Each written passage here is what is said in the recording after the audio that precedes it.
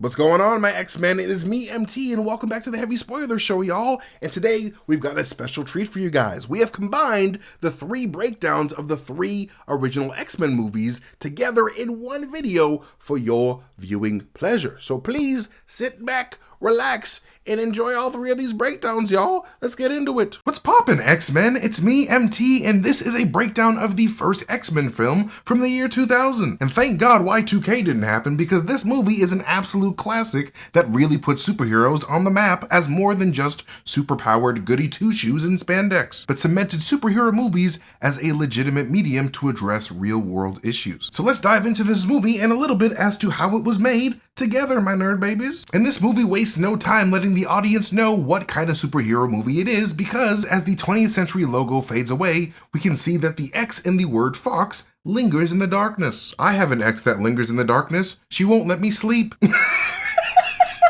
Which is a fantastic way to start the world's first X-Men film. Then, after we travel through an animated sequence of what appears to be the inner workings of mutant DNA, the movie starts us off by showing us the tragic mutant origins of the movie's antagonist, Eric Lehnsherr, whose mutant powers manifested in direct response to the traumatic events of the Holocaust. And while this is very much a somber way to start off a superhero film, starting the entire X-Men franchise off with Eric's time during the Holocaust not only allowed the audience to sympathize with Magneto's motivations right off the bat, but also served to let the audience at the time know that they weren't going to watch yet another super cheesy and unbelievable superhero film, but one rooted deeply in actual reality that serves as a meaningful message about the nature of humanity, and why what makes us different actually makes us more beautiful and shouldn't be feared. With the X-Men comics having been specifically made to highlight the struggles of an oppressed group of people, starting off with one of the worst real-life examples of discriminatory persecution of all time was a powerful way for viewers to instantly connect with this new but familiar universe. As we get a shot of the captives walking through the mud,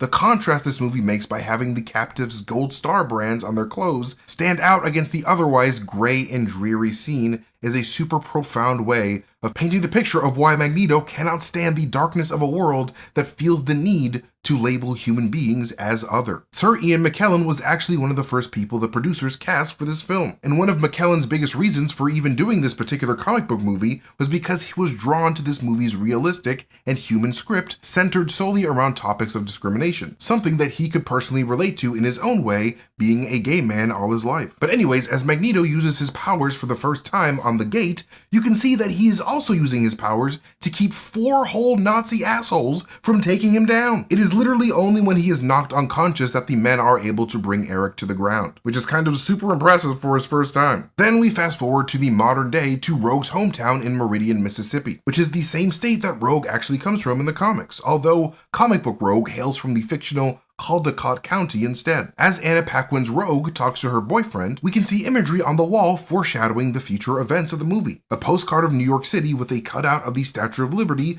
points to the end of the movie where Rogue is strapped to Magneto's machine at the Statue of Liberty on Ellis Island. A postcard of Washington, D.C. points to both Jean Grey and Senator Kelly's speeches at the Capitol building, and above a postcard of Niagara Falls, we can see another Canadian postcard of the CN Tower in Toronto. Both postcards foreshadowing Rogue's runaway journey to Canada after kissing her boyfriend David into a coma. But speaking of David, in the comics, the name of the boy Rogue nearly kisses to death isn't David, but actually Cody Robbins. But the X-Men production reportedly changed the name to David as a shout out to David Hayter, one of the main writers of the movie. And yes, I am talking about the very same David Hayter who is famously known for being the iconic voice of Solid Snake in the Metal Gear franchise and even shows up later in the film as a museum cop. But speaking of the Capitol building, the next scene switches to Washington, D.C. and a very unique looking Senate hearing room that looks nothing like it does in real life. During this hearing concerning the dangers of mutant kind, Bruce Davidson's Senator Kelly whips out a list of known mutants and mentions a girl in Illinois who can walk through walls, clearly referring to the wall-defying mutant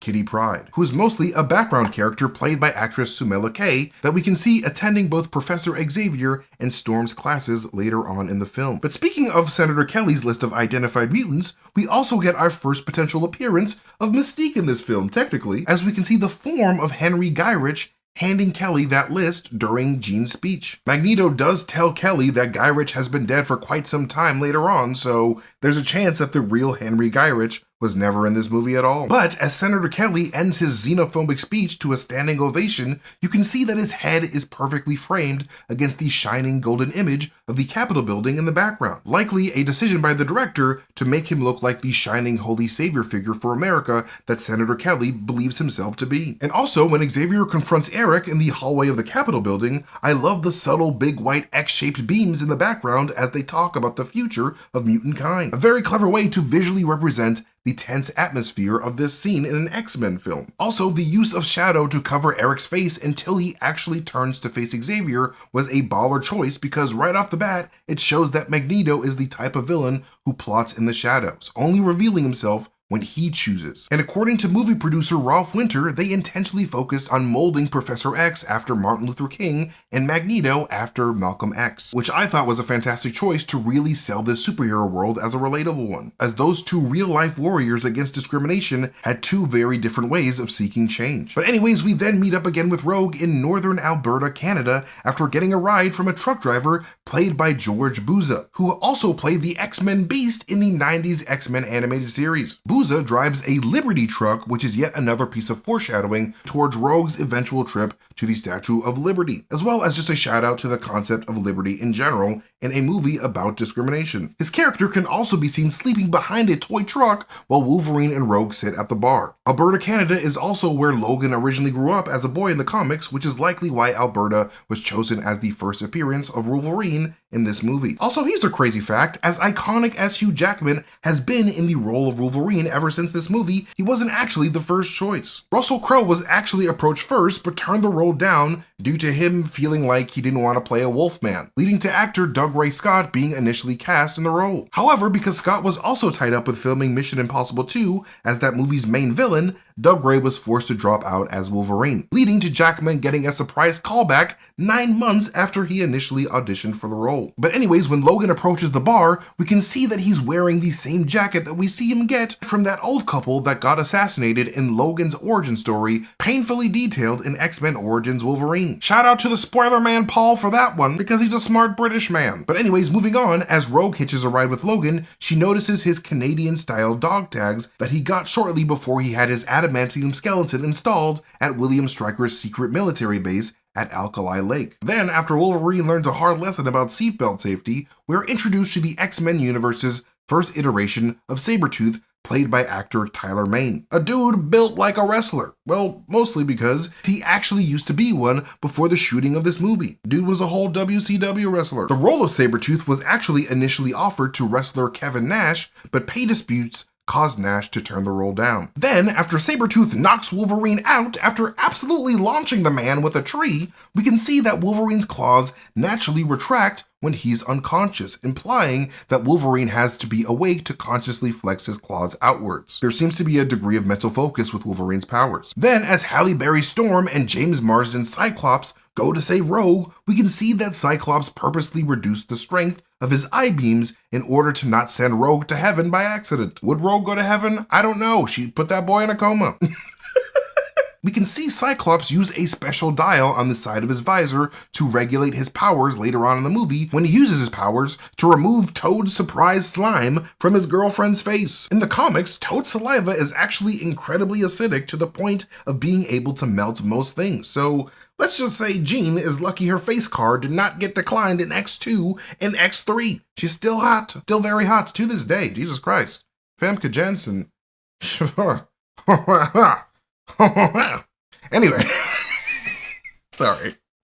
Oh. But speaking of Toad, after Cyclops manages to impressively drag Logan's extremely heavy adamantium body away from his exploding mobile home, we get our first look at Mortimer Toynbee as the mutant Toad, as played by the agile actor Ray Park, an actor that I was absolutely surprised to see can still move around so well after holding the entire Phantom Menace movie on his back as the villainous Darth Maul. Ray Park even shows off some of his Darth Maul skills a little bit when he picks up a metal object later on in the film. The producers of this movie completely reinvented Toad's design and personality from being this jester-like suck-up to Magneto to being an actual formidable badass. Ray Park's depiction of Toad was so badass, in fact, that it drastically changed the look and character direction direction of Toad in the comics to make him as cool and dangerous as he was in the movie. Like, once Marvel Comics saw Ray Park's Toad completely flatten a museum guard to death, they knew that they had to update comic book Toad to keep up. But also, fun fact about that squashed museum cop, he was actually played by Tom DeSanto, one of the movie's executive producers and head writers. In the comics, Toad is very adept at machines, so having Toad be one of the key designers for Magneto's mutated machine makes a lot of sense. But anyways, after Sabretooth growls at Toad with the vocal cords of an actual tiger, he enters Magneto's main office, where Magneto has got a Newton's cradle on his desk going on and on without any strings whatsoever.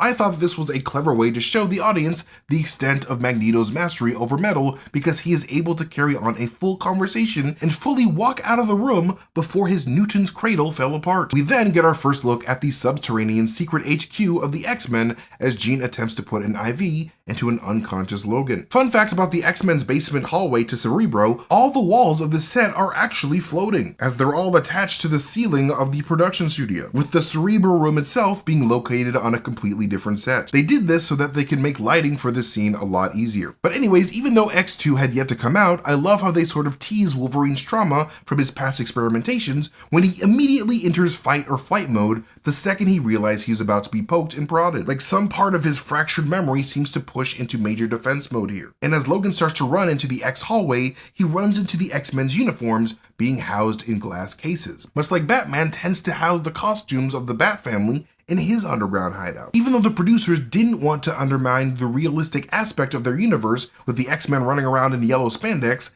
they still wanted to give the group a uniform to keep the spirit of the original X-Men comics alive, as that original X-Men comics team would all make sure to color coordinate before they headed out. Well, everybody except Iceman, who famously preferred to fight in the nude. I'm just kidding, he wasn't nude, but was he? I think he was. Yeah, it was kind of nude. But if Mystique can fight nude, then so can Bobbit. But if you look closely, there appears to be 3 men's uniforms and 3 women's uniforms, despite this movie only having 4 active X-Men with Cyclops, Storm, Jean Grey, and eventually Logan, with the other 2 likely being given to both Rogue and Iceman after the end of this film. Though the original comic book lineup of X-Men consisted of Cyclops, Jean Grey, Beast, Angel, and Iceman, Stan Lee said that the producers of the movie opted to bench Beast, Angel, and Iceman in favor of Storm and Wolverine in order to form a team of characters that would have had a better dynamic together in a realistic setting. Then Logan eventually makes his way to the upper levels of the X-Mansion, where he sneaks about. The interior of the X-Mansion was actually filmed inside of the famous Casa Loma Castle Mansion in Toronto, Canada, with the exterior shots of the mansion being shot at the Parkwood Estate in Ontario, which then leads Logan to meeting up with Professor X at the end of his physics class, with Sean Ashmore's Iceman, Alex Burton's Pyro, Samela Kay's Kitty Pryde, and Katrina Floris's Jubilee in attendance. The movie sequel would find Pyro recast with Aaron Stanford, Kitty Pryde recast with the female presenting Elliot Page, and Jubilee recast with Kia Wong. And during the montage that plays while Xavier shows Logan around, you can actually see the first live-action Colossus being played by Donald McKinnon, as Peter sketches his surroundings in his sketchbook. This role would be recast in X-Men 2 with Daniel Cudmore, who would stay on as Colossus for X2, X-Men Last Stand, and Days of Future Past. But anyways, soon after this, we can see Mystique do her first full transformation into her blue scaly form. In order to achieve this look, model actress Rebecca Romaine would have to sit through 7 to 8 hours of having her makeup applied, which meant coming into the studio at about 1 to 3 a.m. in the morning to get started, which is kind of nuts. But considering that they had to paint her entire body blue while applying over 100 prosthetics to her body, including 2 layers of contact lenses that severely limited her vision, I definitely understand why it takes so long. But it was definitely worth it in my opinion, because Mystique's makeup looks fantastic in this movie, especially when compared to Mystique's last portrayal in 2019's X-Men Dark Phoenix, which just looks like Jennifer Lawrence at her local Comic-Con. But anyways, during the scene where Jean Grey is going over Wolverine's mutation and adamantium skeleton, you can really see just how much Jean Grey's characterization in the movies differs from the comics. This is in major part to a lot of Jean Grey's line from the movie, originally belonging to the X-Man Beast from an earlier version of the script, before cost-cutting forced Beast's role to be removed from the movie entirely, along with Nightcrawler and Pyro. But of course, Pyro was eventually reduced to a background character. But anyways, moving on, as Magneto has his talk about fearing God with a kidnapped Senator Kelly, he mentions that he perceives God to be a teacher and a bringer of light, goodness, and understanding. I thought that this line was particularly interesting because these are all qualities that his former best friend Charles Xavier possesses as a teacher in his school for gifted youngsters, which to me very much hints at the great degree of respect that Magneto has for Charles Xavier, a respect that Eric doesn't really vocalize to anyone until after Xavier's death in X-Men: The Last Stand. And then when Magneto steps into his machine that taps into his biology and life force in order to spread mutating radiation, I couldn't help but feel that Eric's machine was essentially Magneto's anti-Cerebro. Earlier in the film, we learned from Professor X that him and Magneto worked on building Cerebro together in order to locate other mutants. But while Cerebro was made to reach out to people, Magneto's evolution machine was made to radically and drastically change people.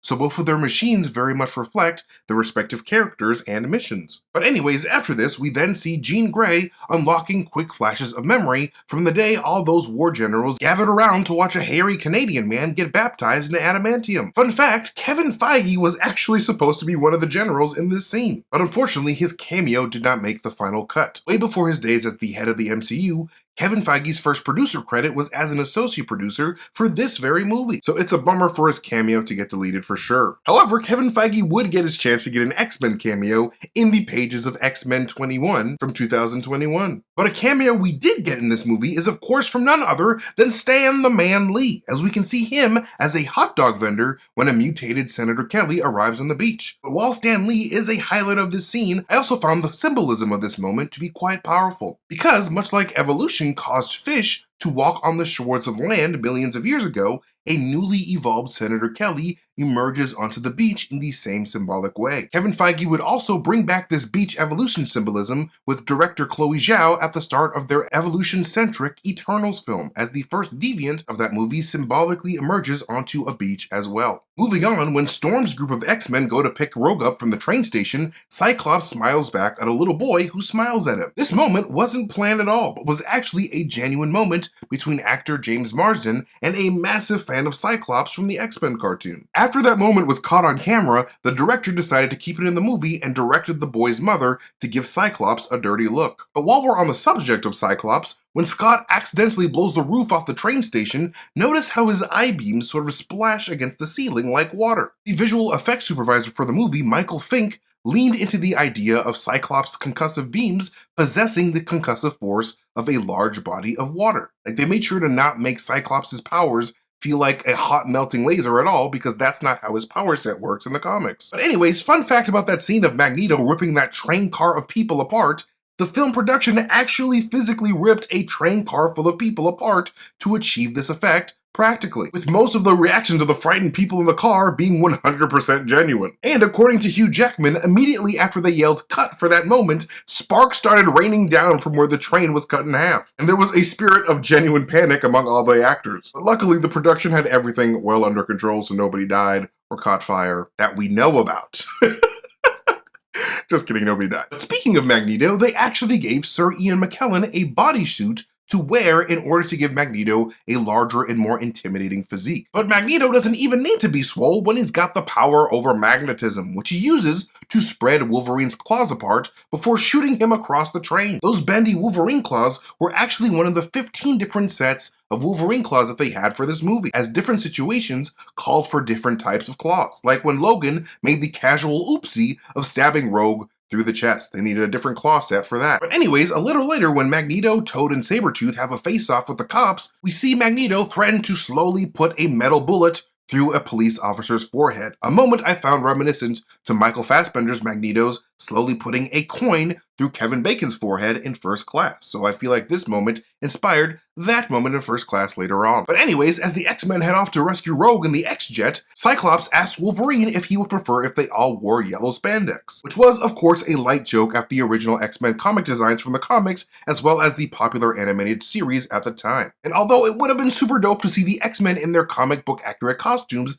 the year 2000 was a much different time for comic book movies. And the producers of X-Men X-Men 2000 knew that. 20th Century Fox as a whole viewed the entire production of X-Men 2000 as a bit of a risk, considering that comic book movies were starting to become less popular in the public eye following flops like Spawn, Ninja Turtles 3, Steel, and Batman and Robin. People just figured that comic book movies were for little kids who didn't mind extremely high levels of corniness and bad writing. So the producers of X-Men 2000 knew that they had to make sure to write a mature and relatable story set in a similar looking world to the one right outside their windows. So they made sure that their costumes wouldn't make them stand out like they were costumed wrestlers fighting crime, but as a believable strike team of elite superhumans working in unison. But while we're on the subject of the suits, y'all want to hear something hilarious? When the X-Men first arrive at the base of the Statue of Liberty, and Storm, Cyclops, Jean, and Wolverine have to hop over this barrier, none of the actors could physically get over the barrier because their suits were so damn tight. Like, they were all struggling to move and even kind of struggling to breathe. But this was also actually the moment a lot of the crew on set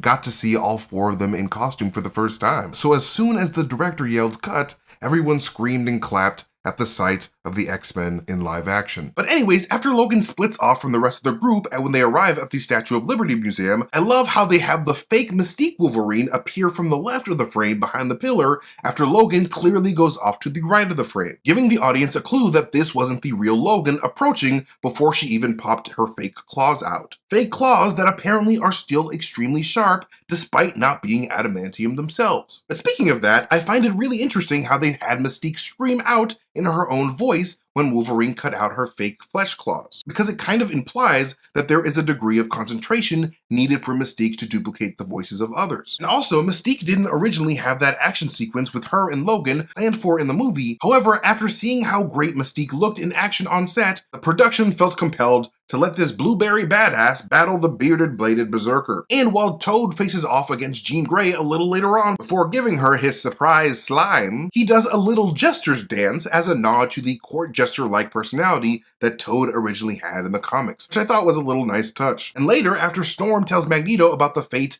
of a very bloated Senator Kelly, Magneto asks Storm if she's sure she saw what she saw. And you know what? That's actually a really great point. All Storm really saw was Senator Kelly turn into water, but technically, that doesn't mean that Senator Kelly was necessarily dead. But if turning into a water puddle was just his new weird mutation. Y'all remember that TV show, The Secret World of Alex Mack from the 90s, about that little white girl that could make herself into a liquid puddle? For all Storm knew, Kelly could just be a mutant puddle hydro man or something. The Secret World of Kelly Mack? Wait, The Secret World of Robert Kelly. Wait, no, that's R. Kelly. Shit. Anyway, which is possibly why Magneto was unfazed by Storm's words of warning. I also find it quite ironic how Magneto is completely blind to his fears having caused him to become the very monster that he feared the most. By putting an innocent child in captivity and causing them to suffer for the good of a group of humans who believe themselves to be superior, Eric's own cruel actions with the Brotherhood of Mutants mirror the Nazis, as the Nazis too believed that their unethical behavior was a justified means to an end. But anyways, after the X-Men save the day, we of course get our tease for the sequel of the movie when Xavier shows Logan some imagery of Alkali Lake, the location of Stryker's Weapon X military complex where Wolverine first got his claws, and the future death site for one Jean Grey, who of course dies at the end of X2 before being reborn as the Phoenix for X-Men The Last Stand. And finally, as Xavier and Magneto play chess together at the end of the film, Magneto sacrificing all of his pawn pieces to try to win the game is deeply reflective of his belief that absolutely anyone is expendable to him in his war against humanity. And this is of course before he tips his own king piece over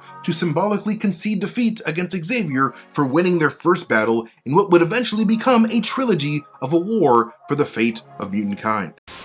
What's poppin', mutants? It's me, MT, and welcome back to the Heavy Spoiler Show, y'all. It's time for a breakdown of X2, X-Men United from 2003, so spoilers for a 21-year-old movie coming your way faster than a mind-controlled Nightcrawler can teleport into the Oval Office. So let's just get into it, because this movie has got a ton of hidden references to some fan-favorite mutants like Deadpool, Gambit, and Omega Red, but more on them later. Releasing in London on April 24th, 2003, and then in the United States a few days later on May 2nd, 2003, X2 X-Men United would rake in a more than satisfactory $407.7 million at the global box office, 3 times more than the movie's budget, which was around $110 to $125 million. And after the first X-Men movie was a huge success for 20th Century Fox, making them $296.3 million, they decided to invest $50 more million than they did the first time around to make sure that audiences really dug the sequel, and that investment paid off for them hardcore for damn sure. The movie opens with the deep and supple British tones of Patrick Stewart as Professor Charles Xavier as he does a monologue about humanity's fearful response to the rise of mutants as the camera flies through outer space. Then the stars and clouds of outer space form themselves into the figure of a bald man with a star in the middle of this bald man's head before the camera zooms into that star and immediately transports the audience inside of the neural connections of a human brain, only for that journey through this human brain to transition into the inner workings of Cerebro. And while yes, this opening credits animation of Cerebro was meant to be clear foreshadowing towards Cerebro being the main threat of this movie, this whole sequence from the moment that Xavier starts talking in space is extremely important not only to the theme of the X-Men in general, but it can also give us a huge possible look into how Kevin Feige will be planning on introducing the mutants into the future MCU, because this outer space zoom in towards this star brain of a spaceman was meant to symbolize how the X-Men are children of the atom, or in other words, the inheritors of the benefits of thousands upon thousands of years of mutation through the means of atomic nuclear radiation that came directly from the Earth's sun. And I know what some of you may be thinking, MT, how could something in a movie from 2003 possibly even connect to the Marvel Cinematic Universe of today? That seems kind of far-fetched, don't you think? And that's a really good question. We shall get into that later, but just remember that Iron Man 1 was not Kevin Feige's first superhero movie rodeo. After serving as an associate producer for the first X-Men film, Kevin Feige also returned with heavy involvement in this movie as well. And the seeds that Kevin Feige may have planted with this opening sequence may have recently begun to flourish in Kevin Feige's more recent Marvel Cinematic Universe films. But for the sake of continuing this breakdown, I will save that for later. As the camera zooms into the mind of this cosmic starman, we are immediately appropriately shown an animation of the inner workings of a brain. As we travel down this brain's spiking neural pathways, the animation cleverly and symbolically transitions from traveling through these organic neural pathways to traveling through the wirings and inner workings of Cerebro, with this opening sequence obviously meant to tease the plot's involvement of using Cerebro as the main threat of mass destruction this time around. And if you didn't already know, X2 X-Men United is actually based off a story called X-Men God Loves, Man Kills, from Marvel Graphic Comic number 5 from 1982. In that comic, William Stryker would do exactly what we see the live-action William Stryker do in the movie and strap a kidnapped Charles Xavier onto a Dollar Tree Cerebro that he recreated in order to use Xavier's amplified brainwaves to wipe mutants off the face of the planet, forcing the X-Men to team up with their arch-enemy Magneto in order to save Charles Xavier and the mutant race. So, starting off the movie with this Cerebro imagery was more than appropriate. But anyways, after this intro animation, the scene immediately transitions to the White House as a tour guide quotes Abraham Lincoln's first inaugural address when she says, "We are not enemies, but friends. We must not be enemies. Though passion may have strained, it must not break our bonds of affection," which was a fantastic way to start off an X-Men movie centered around enemies turned allies against a common threat to mutant kind. But what's even cooler about this moment is that the tour guide who opens the movie with this quote is actually an X-Man herself, as actress Chiara Zani had previously voiced Jubilee in the beloved X-Men Evolution cartoon from the year 2000. But Chiara isn't the only X-Men Evolution alum in this movie, as Professor X voice actor Dave K from X-Men Evolution would make a quick cameo as a TV announcer a little bit later on. But anyways, shortly after this, a brainwashed Nightcrawler comes onto the scene, making his first appearance in the movie with his head down, just like this portrait of JFK does right next to him. A clear allusion to the own presidential assassination that Nightcrawler was about to undergo for the benefit of the mad scientist William Stryker. Nightcrawler is spotted by White House security as he walks in front of a painting of the 1898 armistice between the United States and Spain that ended the Spanish-American War, before Dies Irae by Mozart plays in the background as Nightcrawler kicks all sorts of Secret Service scrotum on his way to the Oval Office like the blue Christian demon that he is. Nightcrawler actor Alan Cumming actually has the same exact birthday as Mozart, so that's kind of a crazy coincidence that they did that. In another universe though, Nightcrawler is probably played by actor Neil Patrick Harris, as Harris auditioned for the role of Nightcrawler alongside Cumming, but ultimately did not get the role, of course. Actor Ethan Embry was also reportedly considered for the role as well, but due to Alan Cumming already being a German-speaking man, he was kind of hard to beat. But anyways, as Nightcrawler engages in one of the most badass scenes in comic book movie history, notice how this mind-controlled mutant doesn't kill any Secret Service members. I mean, I'm sure the production didn't want to introduce an eventual hero by making him a mass murderer from the rip, but this might also hint at these mind-controlled mutants having at least a little bit more control over their actions than they thought, as Nightcrawler himself never actually wants to kill anyone. So either Nightcrawler not aiming to kill anyone but the president is a result of Nightcrawler's latent will, or William Stryker specifically ordered Nightcrawler to only kill President Mckellen in order to minimize casualties. But regardless, Nightcrawler is of course shot by one of the Secret Service members, causing Nightcrawler to immediately drop his Mutant Freedom Now knife on the president's expensive desk and teleport away, as the shock of being shot breaks his mind control. But then the scene transitions to our old buddy Wolverine taking a nice casual stroll to the Alkali Lake Industrial Complex, where he's like, "Hey yo, what the hell, man? That psychic Baldy said the answers to all of my forgotten trauma that I want to remember for some reason would be here at Alkali Lake at the end of the last movie. But there ain't shit here but this stupid white wolf. A wolf that is obviously a metaphor for me being a lone wolf, even though I am not a wolf at all. I'm a goddamn Wolverine. I went all the way to Alberta, Canada for nothing. But little did that hairy-ass Logan know that Stryker's secret laboratory was hiding underground the entire time. Ooh. But anyways, to make sure that we understood that lone wolf metaphor from before, the movie transitions to the following scene by having Logan's face fade into the growling face of a fake white wolf at a museum, where Halle Berry Storm gives her class a lesson in how mankind evolved from Neanderthals. In attendance at this field trip is a mutant boy who flicks his freaky-ass forked tongue at some rude bitch eating ice cream. This boy's name is actually Artie Maddox, and this live-action adaptation looks drastically different than he does in the comics. Like, significantly different here, because comic book Artie Maddox, who made his first appearance in 1985's X Factor #2, got his ass a gross big-ass purple head when he mutated at the age of 11. As a completely mute mutant, Artie Maddox had the ability to project thoughts as visual images for everyone to see, either his own thoughts or the thoughts of people outside of himself, and could even do so on a massive scale if needed. But this time around, it seems like they decided to leave the mind projection stuff to the movie's main threat, Jason Stryker, or as Jason's loving father William calls him, Mutant 143. But anyways, directly after this, another student stares into the mouth of a saber-toothed cat skeleton, which to me feels like a clear nod to the X-Men villain Sabretooth, who is completely absent this time around in this sequel, mostly due to the production feeling like this movie already had too many mutant characters to juggle as it was. But there were originally plans to make Sabretooth Stryker's bodyguard at one point before they ultimately decided to go with Lady Deathstrike.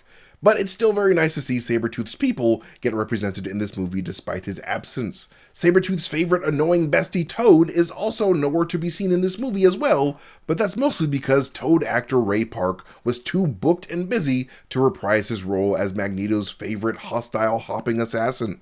The production actually had plans to have Toad and Nightcrawler fight one-on-one before they realized that Ray Park would not be available, which is a huge bummer because Toad really was one of the best parts of the first X-Men movie.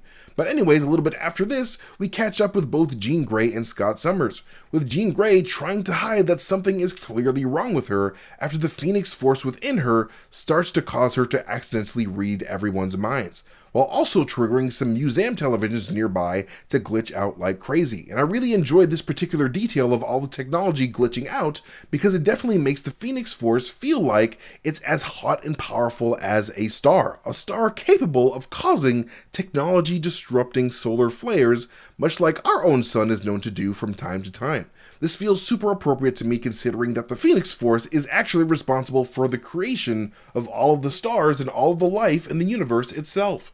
But anyways, when Jean is having her mind control overload at the museum, Jean also manages to tap into events happening far away from her, both spatially and in the near future. Like for example, you can hear a man yell to the shelter, which is actually something that one of the president's bodyguards says during Nightcrawler's attack at the White House. And this is then followed by Wolverine yelling, "No!" and then Rogue saying they're going to kill him, which are both things that wouldn't be said until Stryker's attack on the X-Mansion when Bobby and Rogue go back to prevent Logan from being captured by Stryker. Scott then tells Jean that he's noticed that ever since Magneto activated his weird mutating doomsday machine at the Statue of Liberty a few months back at the end of the first X-Men movie, all of her powers have been acting really strangely, completely unaware that her powers were being increased by the infinite cosmic power of the primordial Phoenix Force within her.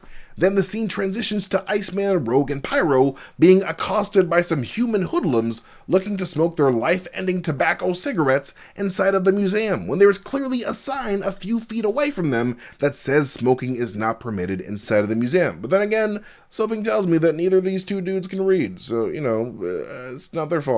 But anyways, refusing to give any of these hoodlums any of his sweet, sweet shark lighter fire is of course Mr. John Allardyce himself, with Pyro being played by actor Aaron Stanton this time around, replacing X-Men 1 Pyro actor Alexander Burton. Stanton would of course continue the role of Pyro in X-Men The Last Stand, and of course make a cameo inside of the Void in Marvel Studios' Deadpool and Wolverine.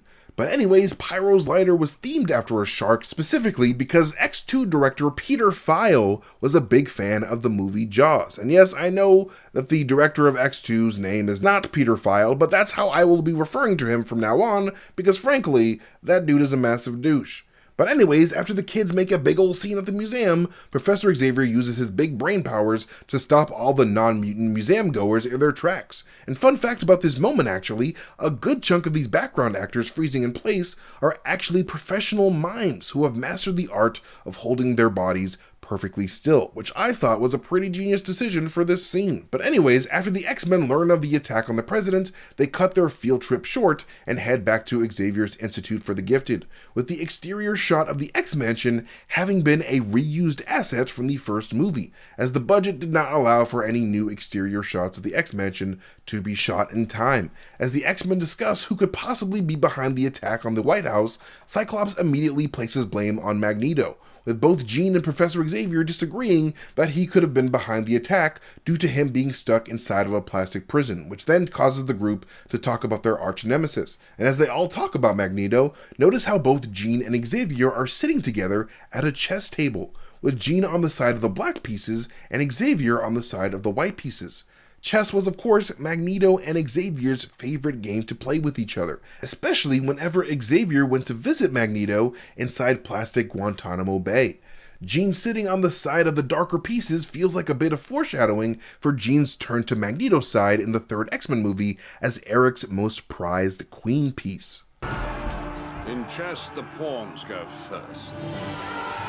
After this, the scene transitions to William Stryker meeting up with President Mckellen and Mystique at the Oval Office, with Mystique still being in disguise as Senator Kelly, like the ending of the first X-Men movie teased. And Mystique's been doing her part to combat the Mutant Registration Act in Congress by completely reversing the dead Senator Kelly's position on it. Because if you somehow forgot, Senator Kelly turned into Senator Jelly at the X-Mansion after being exposed to Magneto's flawed mutation radiation machine. And when we first transition to the scene and William Stryker is examining the hole in the president's desk, I love how Stryker is framed to tower over President Mckellen, a framing that I found symbolic due to Stryker being the one who ordered Nightcrawler to assassinate Mckellen in the first place. And after Stryker convinces a scared President McKenna to invade Xavier's school of mutant children because they all have a secret jet that comes out of their basketball court, a disguised Mystique asks Stryker if he's trying to start a war with the mutant population.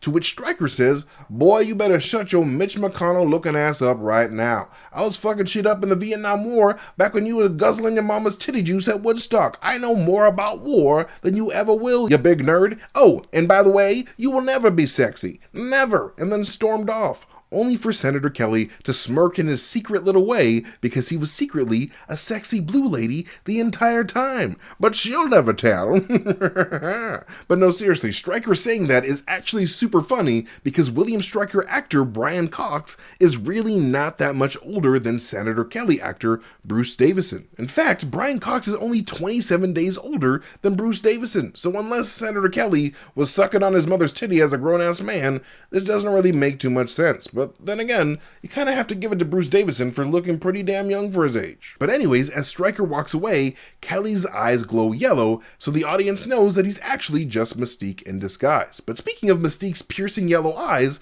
the production decided to completely computer generate Mystique's eyes this time around, whereas in the first X-Men movie, Mystique actress Rebecca Romijn was forced to wear these incredibly irritating contact lenses that removed 90% of her vision, forcing Rebecca to only be able to wear those contacts for like an hour tops before she had to take a break. But a bigger budget this time around means more comforts for returning actors, so Mystique actress Rebecca Romijn definitely lucked out this time around. But anyways, moving on, the scene transitions to Rogue and Bobby flirting with each other before being tempted to kiss. Behind them, Colossus teases the couple's forbidden touch of their relationship by drawing Bobby getting fried by Rogue for the kid that he appears to be tutoring. And while X2 might be the first X-Men film where Colossus plays a more prominent role, Colossus can actually be seen in the first X-Men movie sketching a different drawing in the courtyard of the school, played by actor Donald McKinnon.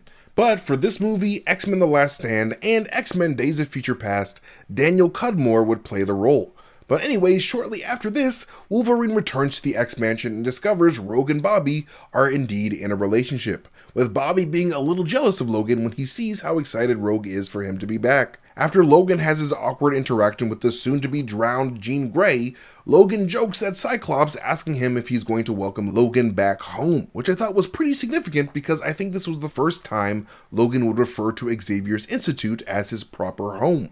But anyways, after this, we transition to Magneto chilling in his plastic cell, reading the 1958 banger, The Once and Future King by T.H. White. And it's a book that is also the favorite of his former best friend Charles Xavier, who at the very end of this movie would end up giving his students a lesson on that very same book, subtly showing the type of things Eric and Xavier used to bond over before they started big-time beefing with each other. William Stryker and security guard Mitchell Lorio then enter the cell and start hitting Magneto with that big-time elder abuse, before dropping some of Stryker's magic liquid on the back of Magneto's neck in order for Magneto to tell him everything that he knew about Xavier's Cerebro machine, because Magneto did help Xavier build Cerebro after all. And after this, we cut to Logan reuniting with Xavier inside of the real Cerebro, where all of the humans of the world are indicated by white lights on the world map, and all the mutants with red lights, with the decision to use red lights likely tied to the fact that mutation happens within red human blood.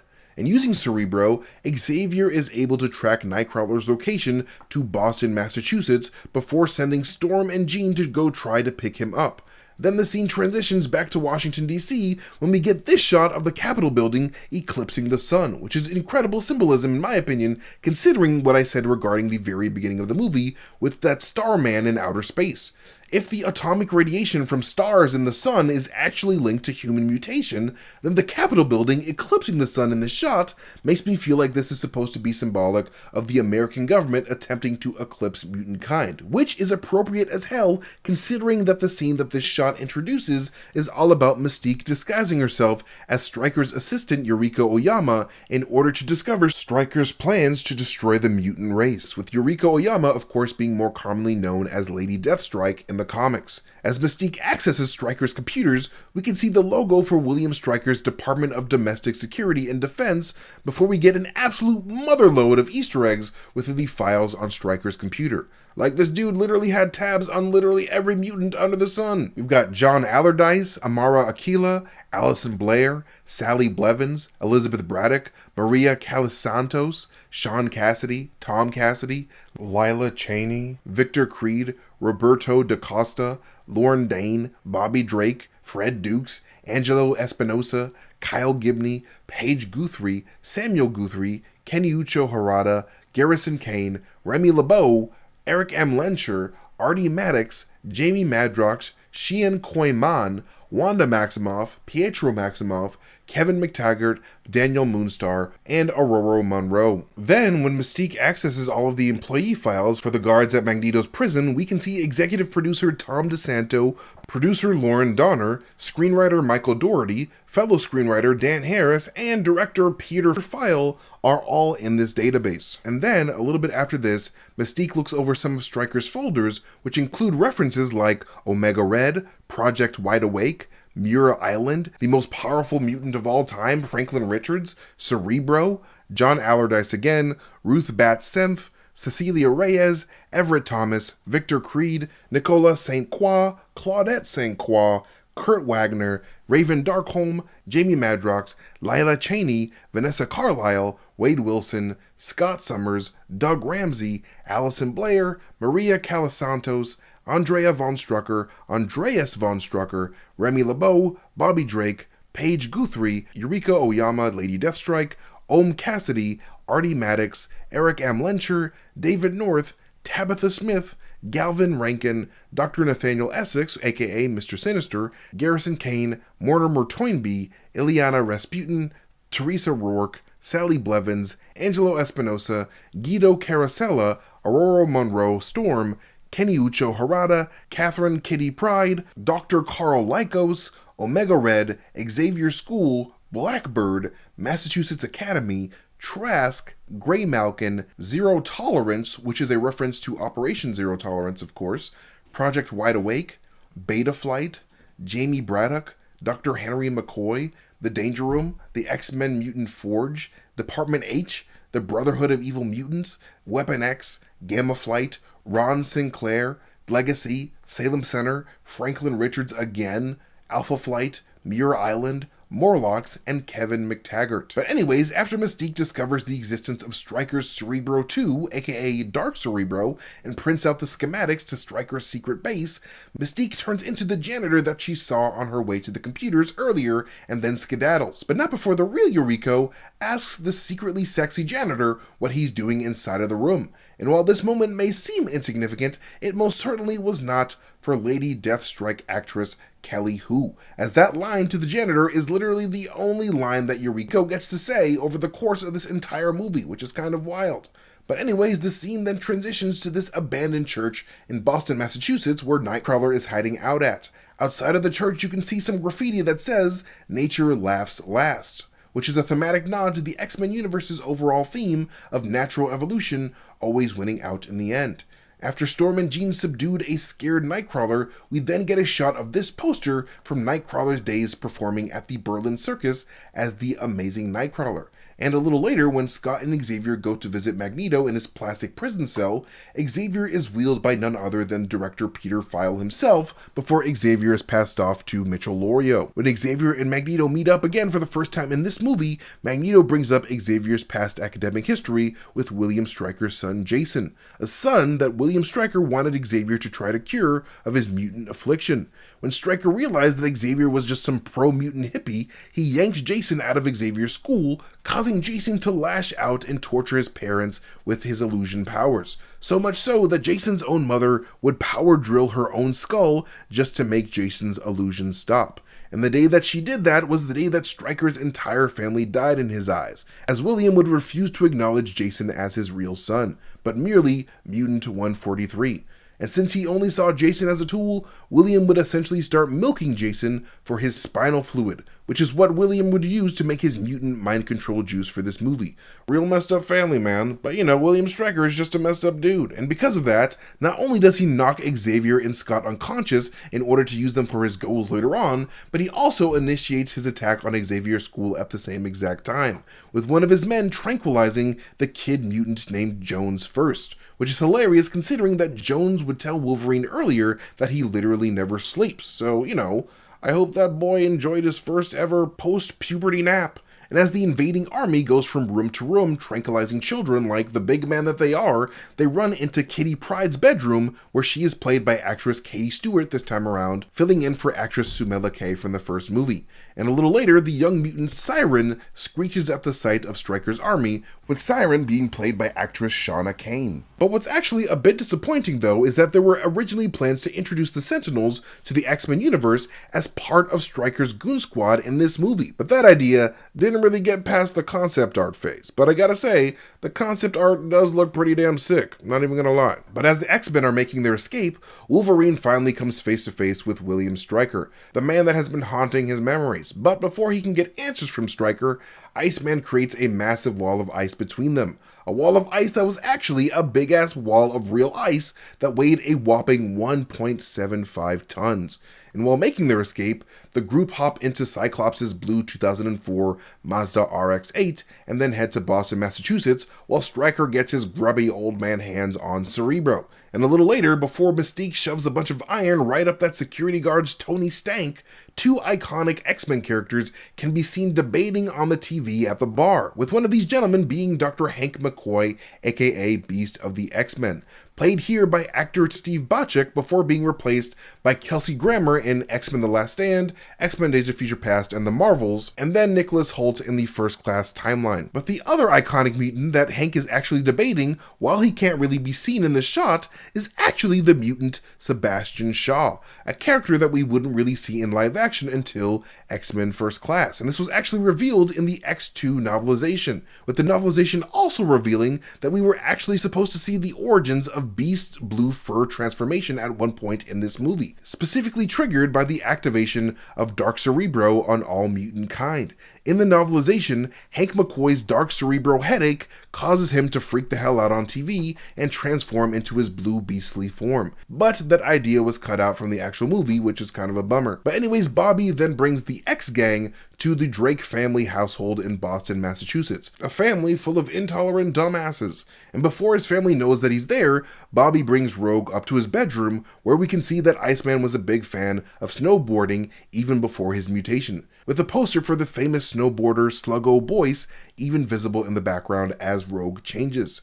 And a little later, when Wolverine whips out his claws after being scared by the intimidating Drake family cat, the production actually got that cat to lick Wolverine's claws by applying a little bit of some tasty frozen tea on the tips of the claws. And when the Drake family actually gets home, Bobby's stupid-ass traitor of a little brother can be seen wearing a shirt with a phoenix-looking bird on it, a possible nod to the cosmic phoenix influence in this movie and in the next movie. But unfortunately for the X-Men, Bobby's stupid-ass traitor of a little brother would call the police on Bobby because Bobby had a hot new girlfriend and superpowers, and his brother had no bitches and no superpowers, so you know, he just had to hate. But after Pyro goes all junior supervillain on the police, Storm and Jean pick the X-Men up in the X-Jet before nearly being shot down by other non-X-Jet jets in the sky. But luckily Magneto was nearby to keep the X-Men from wrecking their multi-million-dollar Blackbird. And after Magneto tells the X-Men of Stryker's plans for Cerebro that Mystique found while doing her hacker thing, the X-Men form an uneasy alliance with Magneto like they do in the comics, and later that night, Mystique then tries to get her bones injected with some late-night adamantium, and when she does, we get to see that scar that Wolverine left on her body after the two fought at the Statue of Liberty Museum in the first film. And a few moments later, another reference to the first X-Men film happens when that messy bitch Magneto mocks Rogue by telling her that he likes what she's done with her hair, when it was indeed he who was responsible for her white streak in her hair by strapping Rogue up to his doomsday machine like some sort of jerk. But anyways, later when Stryker's men mistakenly capture a Mystique disguised as Wolverine, it was Mystique's addiction to always doing a sexy ass smirk that caused Stryker to immediately see right through her disguise. Then after Mystique lets the X-Men and Magneto into the facility, Wolverine then goes after William Stryker, but ends up going toe-to-toe with Lady Deathstrike herself, another mutant member of Stryker's Weapon X project with deadly adamantium claws. In the comics, Lady Deathstrike is actually a cybernetic being with an adamantium skeleton, but it appears that in this universe, Lady Deathstrike is just a mutant extremely similar to Wolverine in terms of a healing factor and having retractable bones. Actress Kelly Hu actually had to grow her fingernails out super long in order for the production to glue her character's sharp claws onto the bottom of those fingertips. But anyways, later, when Magneto stops a mind-controlled Xavier from wiping out the human race, instead of just rescuing Xavier like he does in the comics, that messy bitch Magneto instead reverses the panels on Cerebro before telling Mystique to trick Jason Stryker into having Xavier use Cerebro to kill all the non-mutants on the planet, therefore making a planet perfectly suited for mutants, which feels like a plan extremely similar to that of Deacon Frost in the first Blade movie when he was trying to use Lamagra to get rid of all the humans on the planet. Then messy Magneto and Mystique then leave the facility, brutally chain William Stryker up, steal a helicopter, and then recruit Pyro to Magneto's Brotherhood of Mutants, making this an all-around great day for Magneto. Well, except for the part when Nightcrawler would use his faith to teleport Storm into Dark Cerebro so that Storm could make Jason Stryker just cold enough to free Xavier from Jason's clutches. And as Jason feels his control over Xavier weakening, Jason's true inner child self starts to be upset about possibly disappointing his father, showing the audience that Jason never really fully mentally aged out of being a traumatized child, which is super sad, especially when none of the X-Men really made an effort to save Jason's life as the facility started to crumble around him as a result of Cyclops' blast during his fight with Jean. Kinda messed up, but then again, I understand, this dude almost tried to kill everybody, so you know, screw that guy. But anyways, when the X-Men make their escape from the facility, Wolverine then uses his recalled memories to lead them out of the same exit that he used when he escaped the Weapon X facility for the first time in his visions. And after throwing his old dog tags in front of a chained up and doomed William Stryker about to drown from the cracking dam, the group head into a malfunctioning X-Jet, leading Jean Grey to make the impossible decision to sacrifice herself in order to save her loved ones, activating her Phoenix powers to lift and power up the Blackbird while simultaneously splitting the waters of the cracked dam like Moses did with the Red Sea in the Bible. And finally, at the end of the movie, before Colossus, Jones, Artie Maddox, and Jubilee all attend Xavier's English class, Wolverine, Cyclops, and Xavier discuss Jean Grey's sacrifice. And if you look at Wolverine's hair in this scene, you might notice that it looks a tad more elevated than it usually does. This is because Hugh Jackman was also shooting the 2004 vampire movie Van Helsing, a movie that required Jackman to grow his hair out super long. And of course the movie ends with a camera pan over Alkali Lake where the image of a phoenix can be seen glowing underneath, a nod to when Jean Grey was left at the bottom of Jamaica Bay right when she became the Phoenix in the comics. But anyways, that is it for this breakdown of X2 X-Men United. But before I go, I do want to circle back on how X2's cosmic opening could potentially tease the future of the MCU, because I really do feel like Kevin Feige may have started to reference the evolving power of stars within one of his more recent projects, specifically the 2021 Eternals movie, a movie that starts off with the Eternals waking up right in front of the Earth's sun after their bodies are infused with the very same yellow solar energy that sun had to offer. I believe that this evolving yellow solar energy is the same yellow energy associated with the Mind Stone. And much like the Mind Stone would force Wanda Maximoff's mutant powers to manifest in WandaVision, the yellow solar energy of Earth's sun appears to promote superpower evolution within the bodies of organic beings like humans and deviants. And the best example of this is when the deviant Crow slurps up the yellow solar mind energy out of the bodies of both Ajak and Gilgamesh. Because each time Crow exposes himself to a shit ton of these energies, we can see Crow's body literally evolve in front of our very eyes. And not only this, but the solar mind energies from the sun also allow the Eternals to form the Unimind and communicate with the Celestial Tiamat. So there definitely seems to be a solid link between solar energy and the power of the mind, in my opinion. And the opening of X2 using a star as the mind of a cosmic mutant man definitely makes me feel like Kevin Feige took major inspiration from that early seed he planted in X2 in order to prepare for the coming of mutants in his current MCU, because nuclear solar power seems to be the key to evolution, and humanity has been mutating under this sun for thousands upon thousands of years. So definitely do not sleep on the sun's influence on the MCU, because I have a strong feeling the sun is going to play a major role into how mutants will begin to form in the MCU. What's good, my mutants? It's me, MT, and welcome back to the Heavy Spoiler Show, y'all. With the Fox X-Men about to make their big return to the big screen in Avengers Doomsday, we thought it'd be the perfect time to finish up our breakdowns of the original Fox X-Men trilogy by breaking down X-Men The Last Stand from 2006, the first movie to tackle the beloved Dark Phoenix saga from the Marvel Comics. So, let's make like the Juggernaut and just break this thing on down, my nerd babies. With a budget of $210 million, X-Men The Last Stand would become known as the most expensive movie of its time, a movie that will go on to gross $460.4 million at the box office, making it the most lucrative X-Men movie of the franchise up until that point, as the previous film made $407.7 million, which is around $53 million less. And even though the first two X-Men movies were directed by certified creepo Bryan Singer, X-Men The Last Stand would switch things up by being directed by Brett Ratner, another creepo. And there are two reasons for this: Bryan Singer's shitty behavior while directing the previous X-Men films, as well as the pettiness of former 20th Century Fox CEO Tom Rothman. Apparently, Bryan Singer wasn't exactly the easiest person to work with in previous movies and clashed hardcore with some of the main cast, especially Storm actress Halle Berry, who was pretty fed up with Bryan Singer's unprofessional use of drugs on set. So much so that she was straight up not interested in working with him at all for an X-Men sequel. Not only this, but Singer would also routinely waste the time of set designers who would bust their ass creating sets that Singer would just randomly write out of the movie as he went on, causing the cost of production to balloon constantly. But on top of all of that, former Fox CEO Tom Rothman just really didn't like the X-Men franchise at all and hated that the movies were received so well by audiences, despite him predicting that both the previous movies would flop hard. So because of that and Singer's bad reputation, Rothman would put off the X-Men 3 production by pushing back the signing of Singer's contract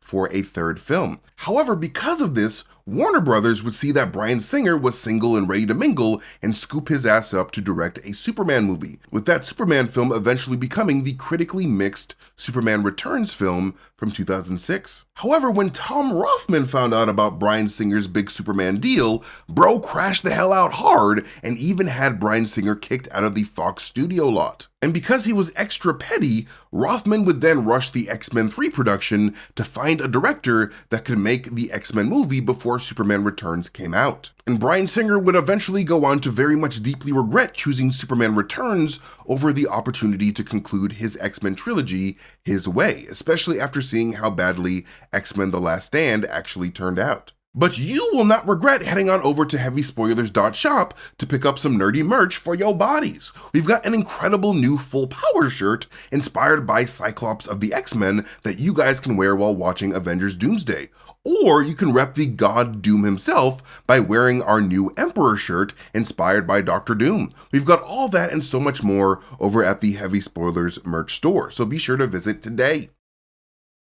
But yeah, Darren Aronofsky, known for the harrowing addiction drama Requiem for a Dream, the Oscar-winning psychological thriller Black Swan, and his breakthrough surreal indie debut Pi, was one of the directors considered. Hugh Jackman himself actually recommended him after finding him pleasant to work with while filming the 2006 movie The Fountain together. And director Alex Proyas was also being heavily considered, but he would immediately reject the idea after going through hell with CEO Tom Rothman during development of his iRobot film. I actually do go into that a bit in my breakdown of iRobot that you guys can watch on this channel anytime when you subscribe. Future Avengers and Avengers Age of Ultron director Joss Whedon could have also gotten the job if his hands weren't already full with working on a Wonder Woman movie that would never actually end up happening. And even though Joss Whedon was a little bit of a creep himself, Whedon would have actually been a fantastic choice for this movie, considering that the whole mutant cure part of the X-Men 3 story was inspired by Whedon's own Gifted storyline from 2004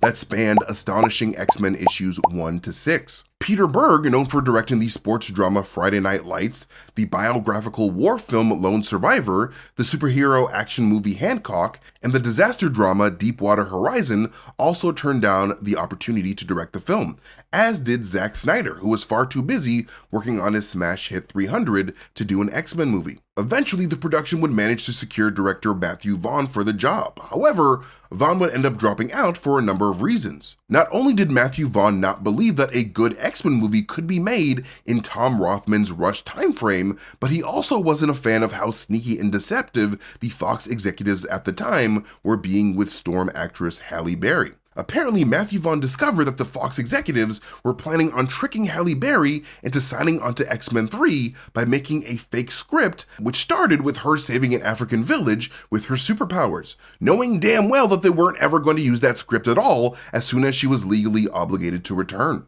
Hollywood is really political and odd, and I went into one of the executives' office and I saw an X3 script, and I immediately knew that it was a lot fatter. I was like, what the hell is this draft? He went, don't worry about it. And I was like, no, I'm the director, I'm worrying about this draft. Tell me what it is, please. He wouldn't tell me, so I grabbed it. Literally, it was like a crazy moment, but I grabbed it, opened the first page, and it said, Africa, storm, kids dying of no water, she creates a thunderstorm and saves all these children. Oh, okay, it's a pretty cool idea. What is this? And they went, oh, it's the Halle Berry script. So I went, okay, because she hasn't signed up yet. But once this is what she wants it to be, and once she signs up, we'll throw it in the bin. And I was like, wow, you're going to do that to an Oscar-winning actress who plays Storm?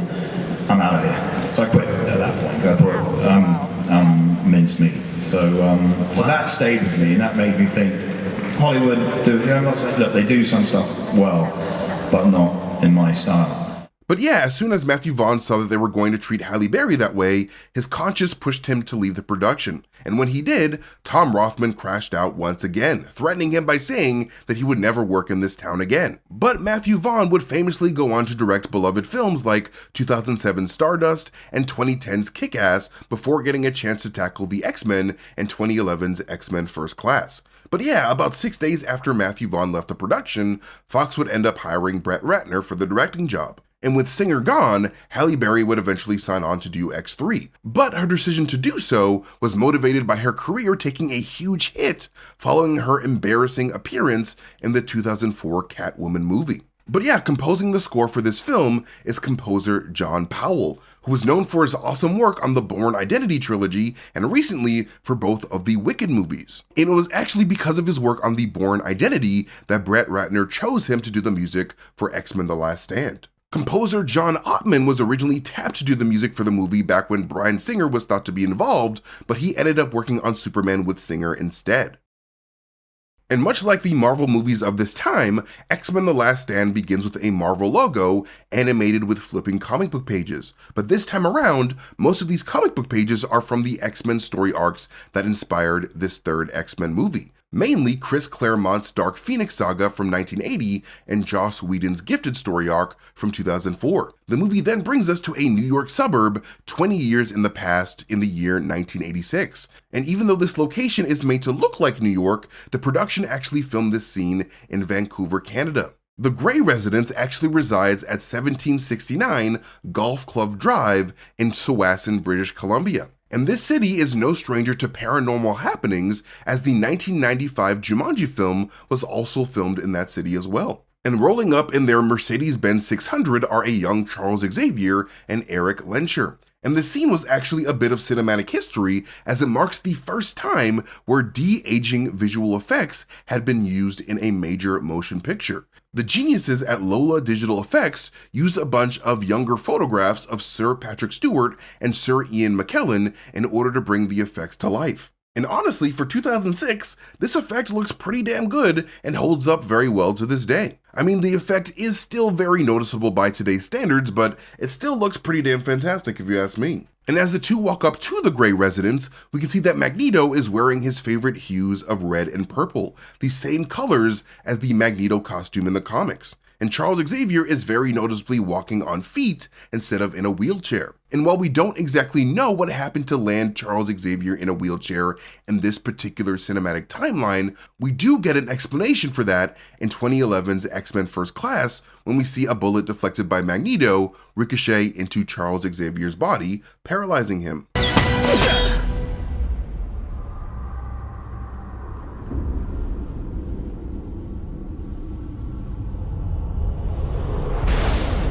The original explanation for Professor Xavier's paralysis came in the pages of Uncanny X-Men issue number 20, and in that issue, it was revealed that an alien supervillain by the name of Lucifer dropped a giant slab of rock onto Xavier's legs when the professor tried to stop him from terrorizing a town in Tibet. But anyways, Charles and Eric then enter the Grey household and meet John and Elaine Grey, the parents of a 12-year-old Jean Grey. John and Elaine made their first appearance in the 5th issue of Uncanny X-Men in 1964, but in that comic and beyond, Jean's mother Elaine actually has blonde hair instead of being a brunette. And we can immediately see that Elaine is the much more empathetic of the two, as she tries to correct her husband when he refers to Jean's mutation as an illness. And I appreciate how the movie also gives Elaine heart-shaped earrings to show her compassionate nature.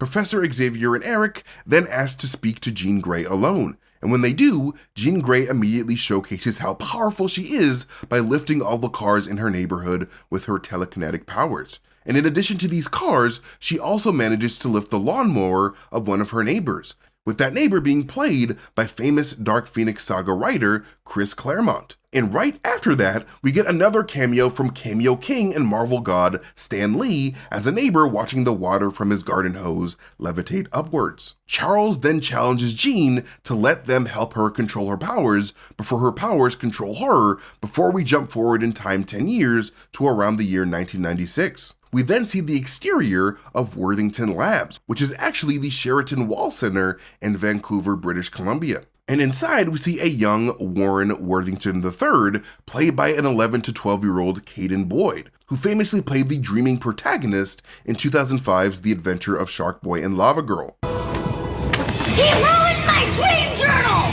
I did not! Mr. Electric, send him to the principal's office and have him expelled! And as most X-Men fans already know, Warren Worthington III, aka Angel, is actually one of the original members of the X-Men that were introduced in X-Men number 1 in 1963, alongside Scott Summers Cyclops, Jean Grey Marvel Girl, Bobby Drake Iceman, and Hank McCoy Beast. And even though Angel does make his live-action debut in this X-Men movie, the character almost made an appearance in the previous movie, X2 X-Men United, as one of William Stryker's prisoners. If one of the discarded versions of the X2 script came true, we could have seen William Stryker and his people transform Angel into his darker Archangel persona with metallic wings. Something that was originally done by the Omega-class mutant Apocalypse in X-Factor issue number 23 when Warren became his Horseman of Death. Warren's father, Warren Worthington II, starts knocking on the bathroom door, wondering what his maturing preteen son has been doing in there for over an hour. And when he busts down the door, he quickly discovers that puberty has caused his son to furiously tug his growing body parts with various instruments. And by growing body parts, I of course mean his wings growing on his back. This scene was actually one of Matthew Vaughn's ideas back when he was involved with the production that Brett Ratner decided to preserve in the final cut of the film. Then after the intro cinematic, we are brought to the present day where the X-Men attempt to learn teamwork in their ultra-advanced battle simulation room, famously known as the Danger Room. And one of the first images that we see is Aurora Monroe, aka Storm, flying into frame. And because Halle Berry didn't really get to do any flying scenes as Storm in the previous films, one of her main stipulations for doing this movie was that her character have a series of flying moments. And even though she would get exactly what she wanted, Halle Berry would soon discover that some of the flying stunts that they had in store for her would make her crazy nauseous, to the point where she literally threw up from spinning around so much like we see Storm do during the big showdown at the Grey household a little bit later on in the movie. And right after this, we are reintroduced to Daniel Cudmore's Colossus, as he protects Anna Paquin's Rogue from incoming debris by having her absorb his ability to cover himself in organic steel. And in order to save money on CG, the production would actually choose to make Colossus's look practically by making a shiny reflective suit for him. I mean, they did go the all CG route for X2 X-Men United, but decided to switch things up this time around. And speaking of saving money on expensive X-Men from the previous film, it is not hard to notice that fan-favorite X-Men hero Nightcrawler is 100% absent this time around, despite having seemingly joined the X-Men team at the end of the last film. Even though the production initially planned for Alan Cumming to have a small cameo in this movie, they felt like the money, time, and energy needed to bring Nightcrawler to life just was not worth it. So they just wrote his Smurf-looking ass out of the film entirely, which sucks. But anyways, directly after this, we watch Bobby Drake, aka Iceman, use his frost powers to save Kitty Pryde from a missile before Kitty Pryde returns the favor by using her phasing powers to force a missile to go right through the both of them, as a jealous Rogue watches from afar. And while this is actor Sean Ashmore's third time playing the role of Iceman in the Fox X-Men trilogy, this would be Elliot Page's first time as X-Men Kitty Pryde. After watching Elliot Page in the 2005 psychological thriller Hard Candy, Brett Ratner knew that the actor would be the perfect choice for Kitty Pryde, even going as far as to call Page himself after they rejected their offer to play the part. However, Elliot Page would grow to regret that decision, as he truly hated working with director Brett Ratner throughout the entire production. Mostly because Brett Ratner was kind of a dick and would say a bunch of rude and homophobic shit to Elliot on set, which is a huge bummer. And before Elliot Page was cast as Kitty Pryde, actresses Eliza Dushku, Summer Glau, and Maggie Grace auditioned for the role as well, with Maggie Grace eventually briefly being cast as Kitty before the production decided that she was a little bit too old to play the character. In the previous X-Men films, actress Sumela Kay played Kitty in the first X-Men movie, while actress Katie Stewart would play Kitty in X2 X-Men United. But both of those roles were pretty much just background characters. And with the X-Men absolutely failing to work as a team, Wolverine would decide to take matters into his own hands by asking Colossus to throw him at their unseen enemy, a move that has come to be known as Logan's famous fastball special ever since it first debuted in Uncanny X-Men issue number 100 from 1976.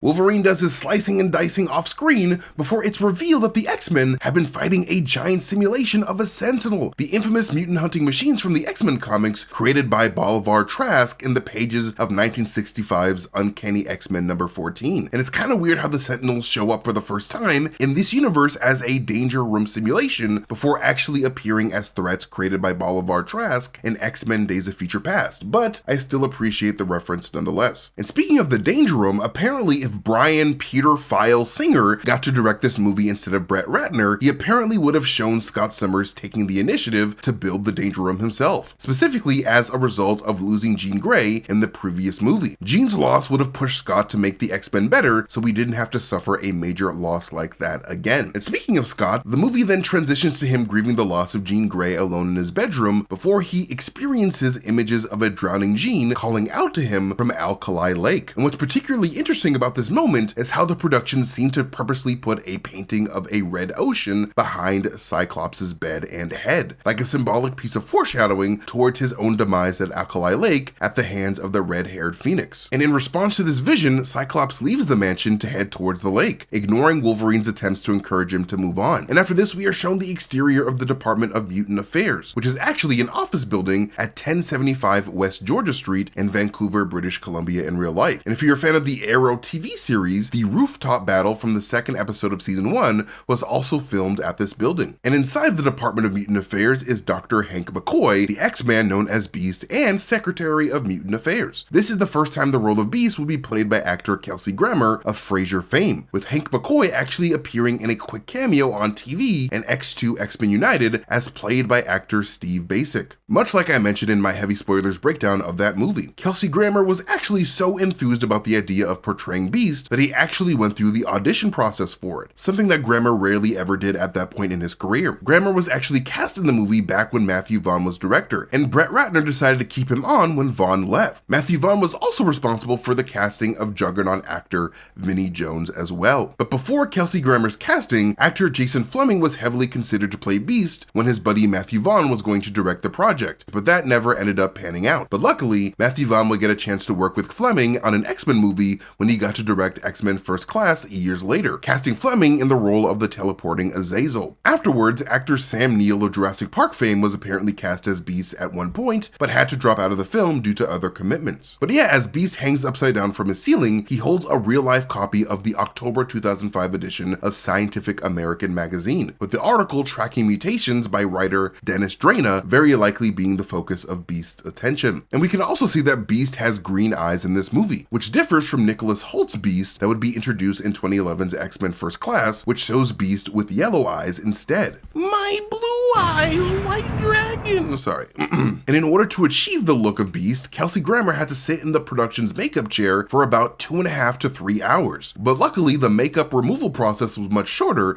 at just 45 minutes. And as Beast's secretary informs him of a meeting, we can see the logo for the Department of Mutant Affairs in the background, which features a bald eagle above an American flag shield that also has a DNA double helix on it to represent the mutant genome. Beast then heads to the meeting hosted by the unnamed President of the United States, played by actor Joseph Summer, an actor that previously worked with Brett Ratner in the Family Man film that he directed in the year 2000. And at the beginning of X2 X-Men United, the president was a different man known as President McKenna, played by Carter Smith, but there appears to have been an election between now and then. Also at the meeting is the infamous X-Men villain Bolivar Trask, played by actor Bill Duke. And when the character was first introduced in X-Men issue number 14, Trask is a Caucasian man with an extensive background in robotics, a background that would eventually lead him to create the Master Mold machine that cranked out an army of mutant hunting sentinels. But in this particular live-action X-Men timeline, this Trask is just the head of the Department of Homeland Security, who was recently duplicated by the X-Men villain Mystique before she was captured and interrogated. Actress Rebecca Romijn returns as Raven Darkholme, aka Mystique, but her role was greatly diminished this time around in comparison to previous movies, mostly because of prior commitments to other projects and her growing family. And while Mystique still has her piercing yellow eyes, what's different this time around is that her eyes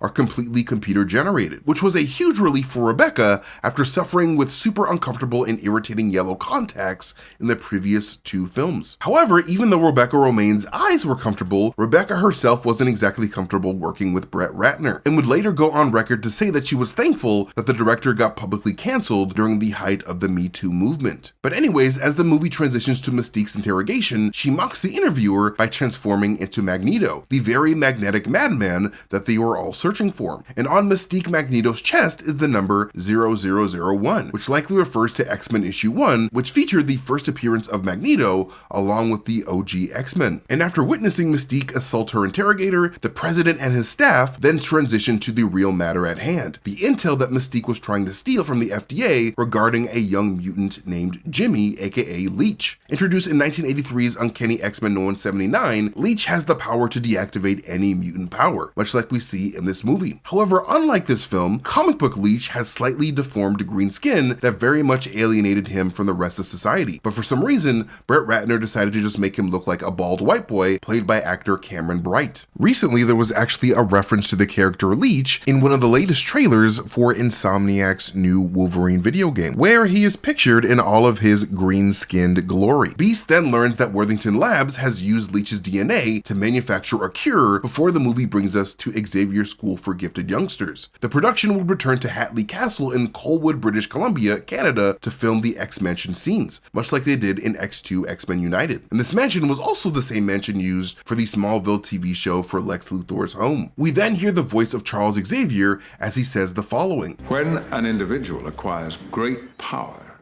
the use or misuse of that power is everything. Will it be for the greater good, or will it be used for personal or for destructive ends? This very much feels like a shout out to the Marvel character Spider-Man and his Uncle Ben's famous "with great power, there must also come great responsibility" mantra. Remember, with great power comes great responsibility.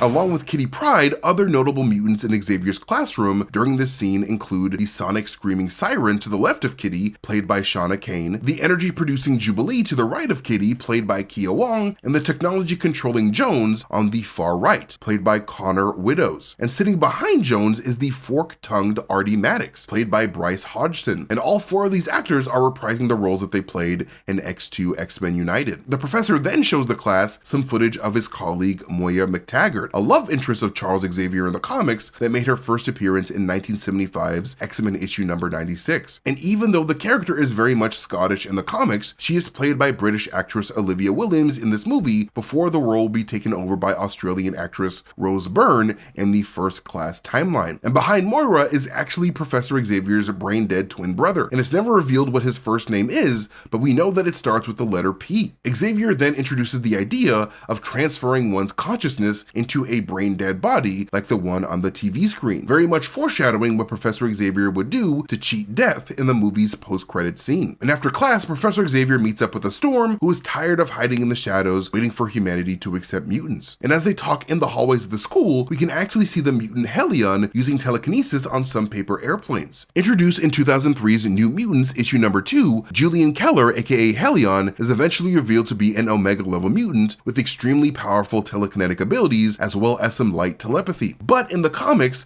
whenever Helion uses his telekinesis, a green energetic aura usually surrounds whatever he is manipulating. Also, walking behind Storm and Xavier are a group of young female triplets. These are of course the Stepford Cuckoo sisters, genetic children of the mutant Emma Frost after some scientist creepo stole 1,000 of Emma's eggs in the comics. There were originally 5 of these telepathic Cuckoo sisters when they first made their debut in 2001's New X-Men 118, but eventually 2 of the sisters, Sophie and Esme, would die, leaving only Irma, Phoebe, and Celeste alive. Xavier then brings up the idea of Storm taking over as leader of the school if he ever were to pass away, a role that would have gone to Scott if he didn't let Jean's death change him so much. 1980's X-Men issue number 139 is when we first see Storm become deputy leader of the X-Men following Cyclops taking a brief leave of absence from the team. The two of them are then surprised by a sudden visit from Hank McCoy, who is looking at a painting of the Grand Canal in Venice, Italy when they enter the room. Beast then tells Xavier, Storm, and Wolverine about Worthington Labs' mutant cure before the movie brings us to Worthington Labs' Alcatraz facility, which of course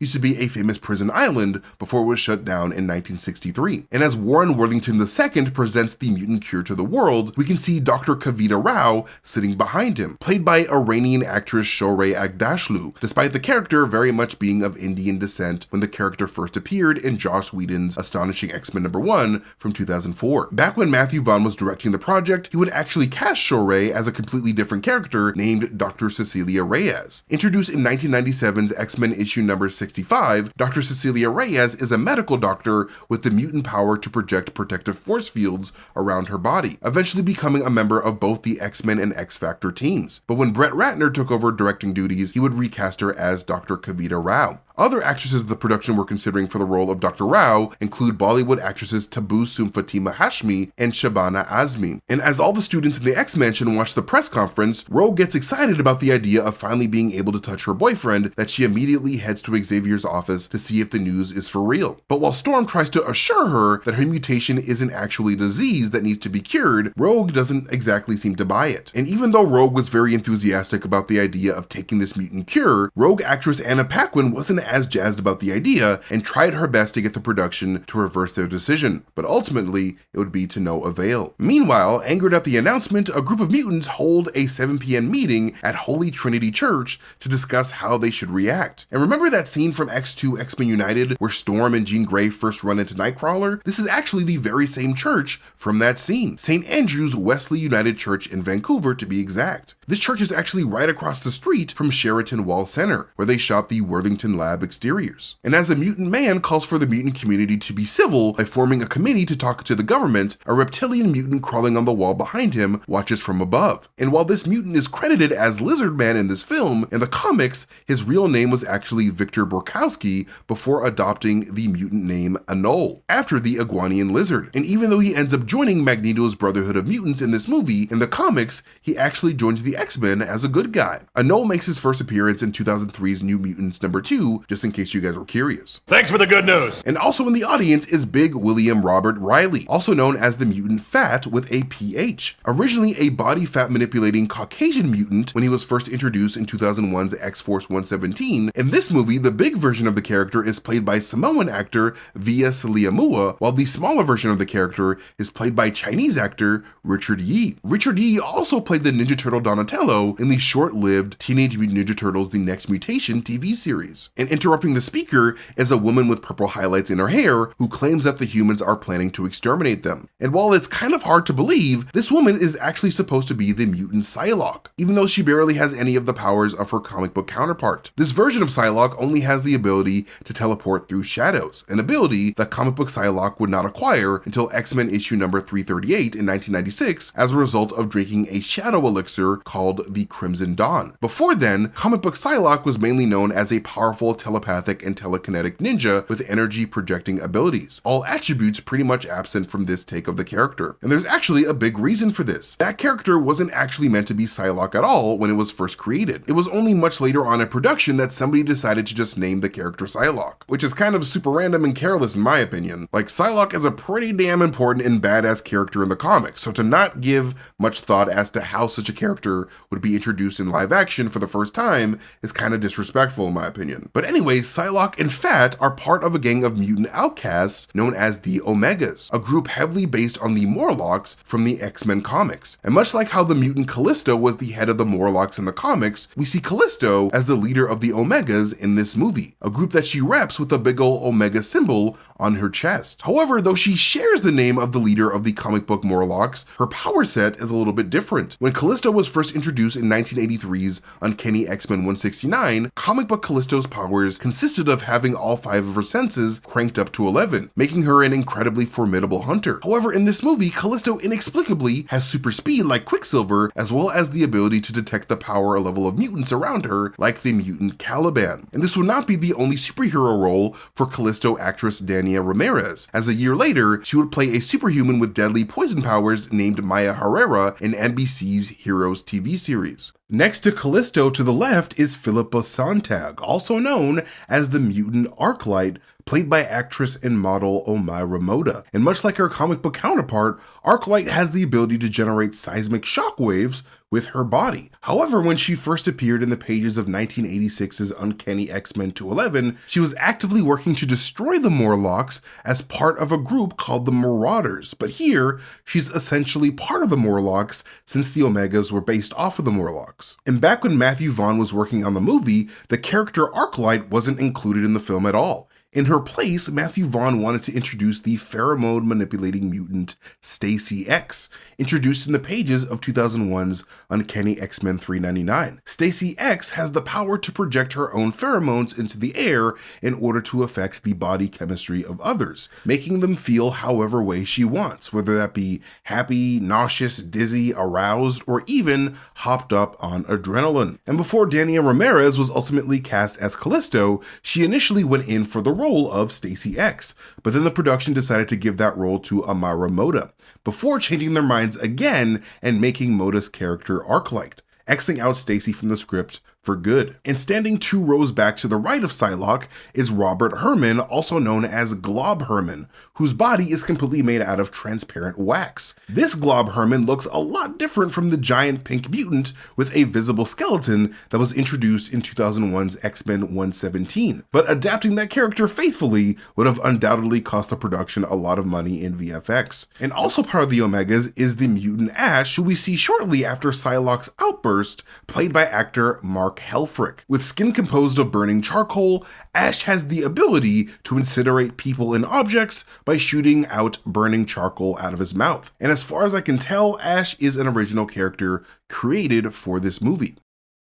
Ash and the other Omegas then listen as Magneto warns them that humanity would inevitably seek their extermination, much like Hitler sought the extermination of various peoples during the Holocaust. And because of that, Magneto attempts to rally as many in the meeting to his mutant brotherhood. Unconvinced, a mutant by the name of Quill attempts to talk down to Magneto before Pyro threatens him with a toasting if he doesn't back off. Quill, whose real name is Maxwell Jordan and has the power to generate porcupine-like quills on his body, is played by actor actor Ken Leung, famous for roles like Detective Singh in the Saw movies and Sang in the Rush Hour movies.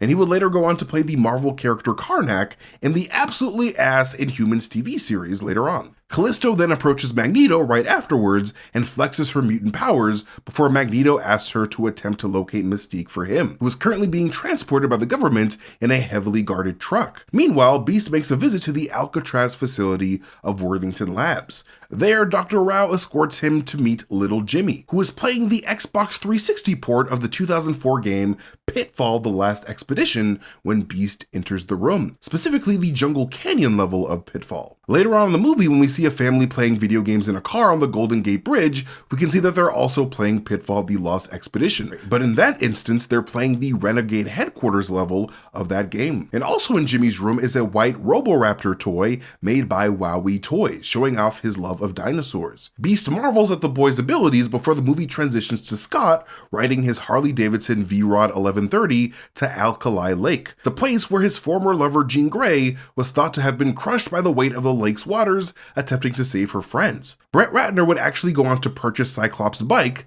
at the end of filming. And honestly, I don't blame him, because who else is going to use it? Scott? That motherfucker's dead as hell. Well, not quite yet, because Scott has to shoot his optic blast at the lake first, like the drama queen that he is. But that blast seems to activate the lady lying in the lake, leading Jean Grey to emerge from the lake reborn.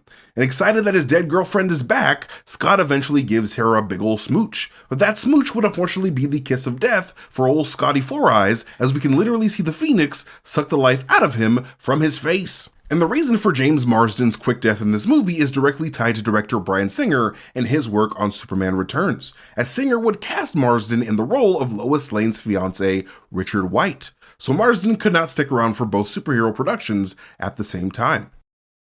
Sensing Scott's demise, Xavier sends Storm and Wolverine to Alkali Lake in the X-Jet, a vehicle that has been a staple of the X-Men ever since it debuted in giant-sized X-Men #1, alongside mutants Storm, Colossus, Nightcrawler, and Thunderbird. And when the two of them head to the shore, Wolverine finds Cyclops' custom Oakley penny sunglasses telekinetically floating in the air right before discovering Jean Grey herself. The two then rush Jean to the X-Mansion's infirmary, where Professor Xavier theorizes that the Phoenix may have manifested a telekinetic cocoon around Jean in order to keep her safe from the weight of the lake. And this idea of a cocoon protecting Jean Grey was introduced in Avengers 263 from 1985, when the Avengers discovered that the Phoenix cocooned Jean Grey underneath Jamaica Bay in New York. Professor Xavier then goes on to inform Logan of how the root of Jean Grey's mutation has always been the Phoenix. And because Xavier felt the Phoenix entity was too powerful for a little girl to control, he isolated the Phoenix behind several psychic barriers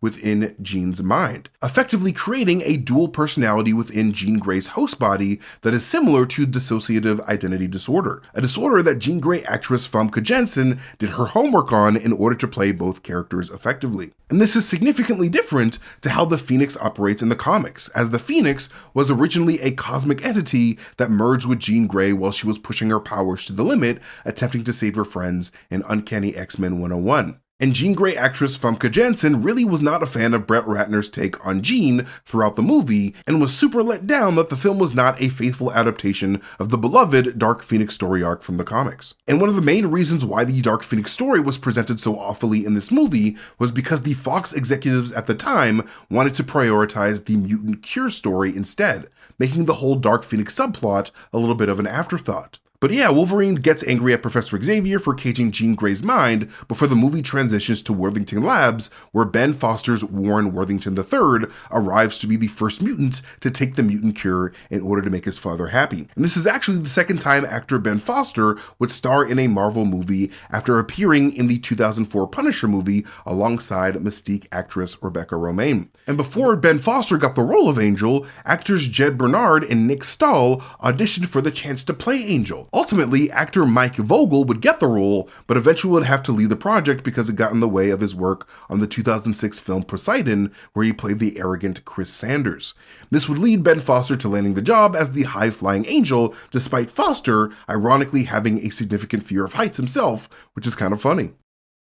But yeah, as Angel gets strapped in for the procedure, Dr. Rao grabs the mutant cure from a box with the characters XM89248 on it. This is an Easter egg of a shout out to Marvel artist and writer Jim Lee, as 1989's Uncanny X-Men issue 248 was the first time Jim Lee got to pencil an Uncanny X-Men comic. However, at the sight of the needle about to pierce his skin, Warren decides to break free and tell his father off before dramatically jumping through an insanely high window to flex his wings for everyone to see. And speaking of Angel's wings, when the production first made the wings for Ben Foster, they were originally much too heavy for the actor to move around in. So to make things easier, they went back to the drawing board and decided to make lighter foam wings instead. Meanwhile, Magneto and his gang assault a prison transport convoy to save Mystique and recruit a few more members for their growing mutant army. And after freeing Mystique, she tells them about little Jimmy No Powers and how getting rid of him is the cure to destroying the mutant cure forever. And right before Magneto frees the next prisoner, Pyro reads that James Madrox, most commonly known as the mutant Multiple Man, resides in cell 41205. Even though the numbers 41209 can clearly be seen written on the door before Magneto rips it off. Played by actor Eric Dane of Charmed and Grey's Anatomy fame, Multiple Man has the ability to generate multiple clones of himself, ever since he first appeared in 1974's giant-sized Fantastic Four #4. And not only that, but he also has the ability to retain the memories of each of the clones when they merge back with his original form, which is kind of cool. And back before 20th Century Fox was bought out by Disney, there were actually plans for a standalone Multiple Man movie starring James Franco in his second Marvel role since starring as Harry Osborn in Raimi's Spider-Man films. But that of course never panned out due to James Franco being canceled for sexual misconduct. When will men learn to keep their hands to themselves? Never. The sun will explode before that happens, unfortunately. Magneto then frees his next new recruit, the massive, unstoppable Juggernaut.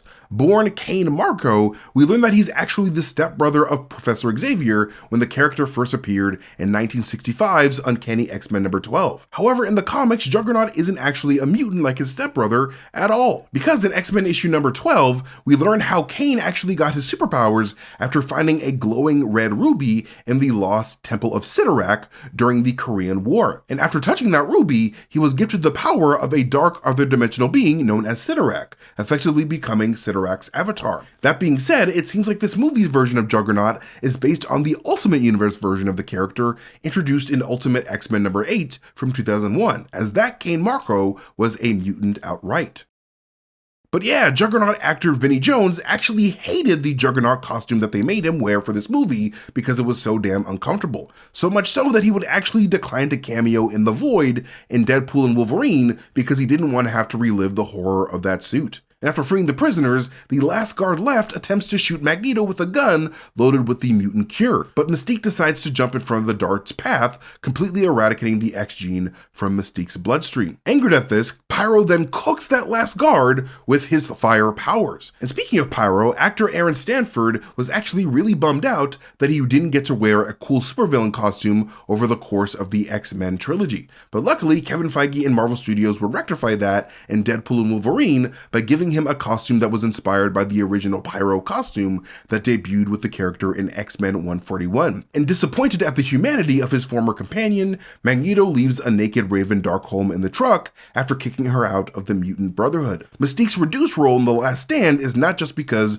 Rebecca Romijn couldn't stand working with Brett Ratner, it was also linked to her prior commitment to the short-lived WB sitcom Pepper Dennis, where she starred as the lead role. And as a result of the government making guns out of the mutant cure, Beast would then resign from his post as Secretary of Mutant Affairs at the White House before the movie transitions to Jean waking up in the infirmary as Wolverine watches over her, a flip scenario to their first meeting in the first X-Men film. The Phoenix then tries to seduce Wolverine, but Logan realizes that the woman he's making out with isn't the Jean that he fell in love with. And angered that Logan doesn't want to give her an adamantium bone of a different kind, the Phoenix then breaks out of the X-Mansion, but not before Jean Grey briefly emerges, begging for Logan to kill her out of guilt for killing Scotty Four Eyes at the lake. And sensing the Phoenix's awakening, Callisto informs Magneto that a Class 5 mutant with powerful electromagnetic abilities is on the loose. Magneto then asks where she is, even though she never specified a gender.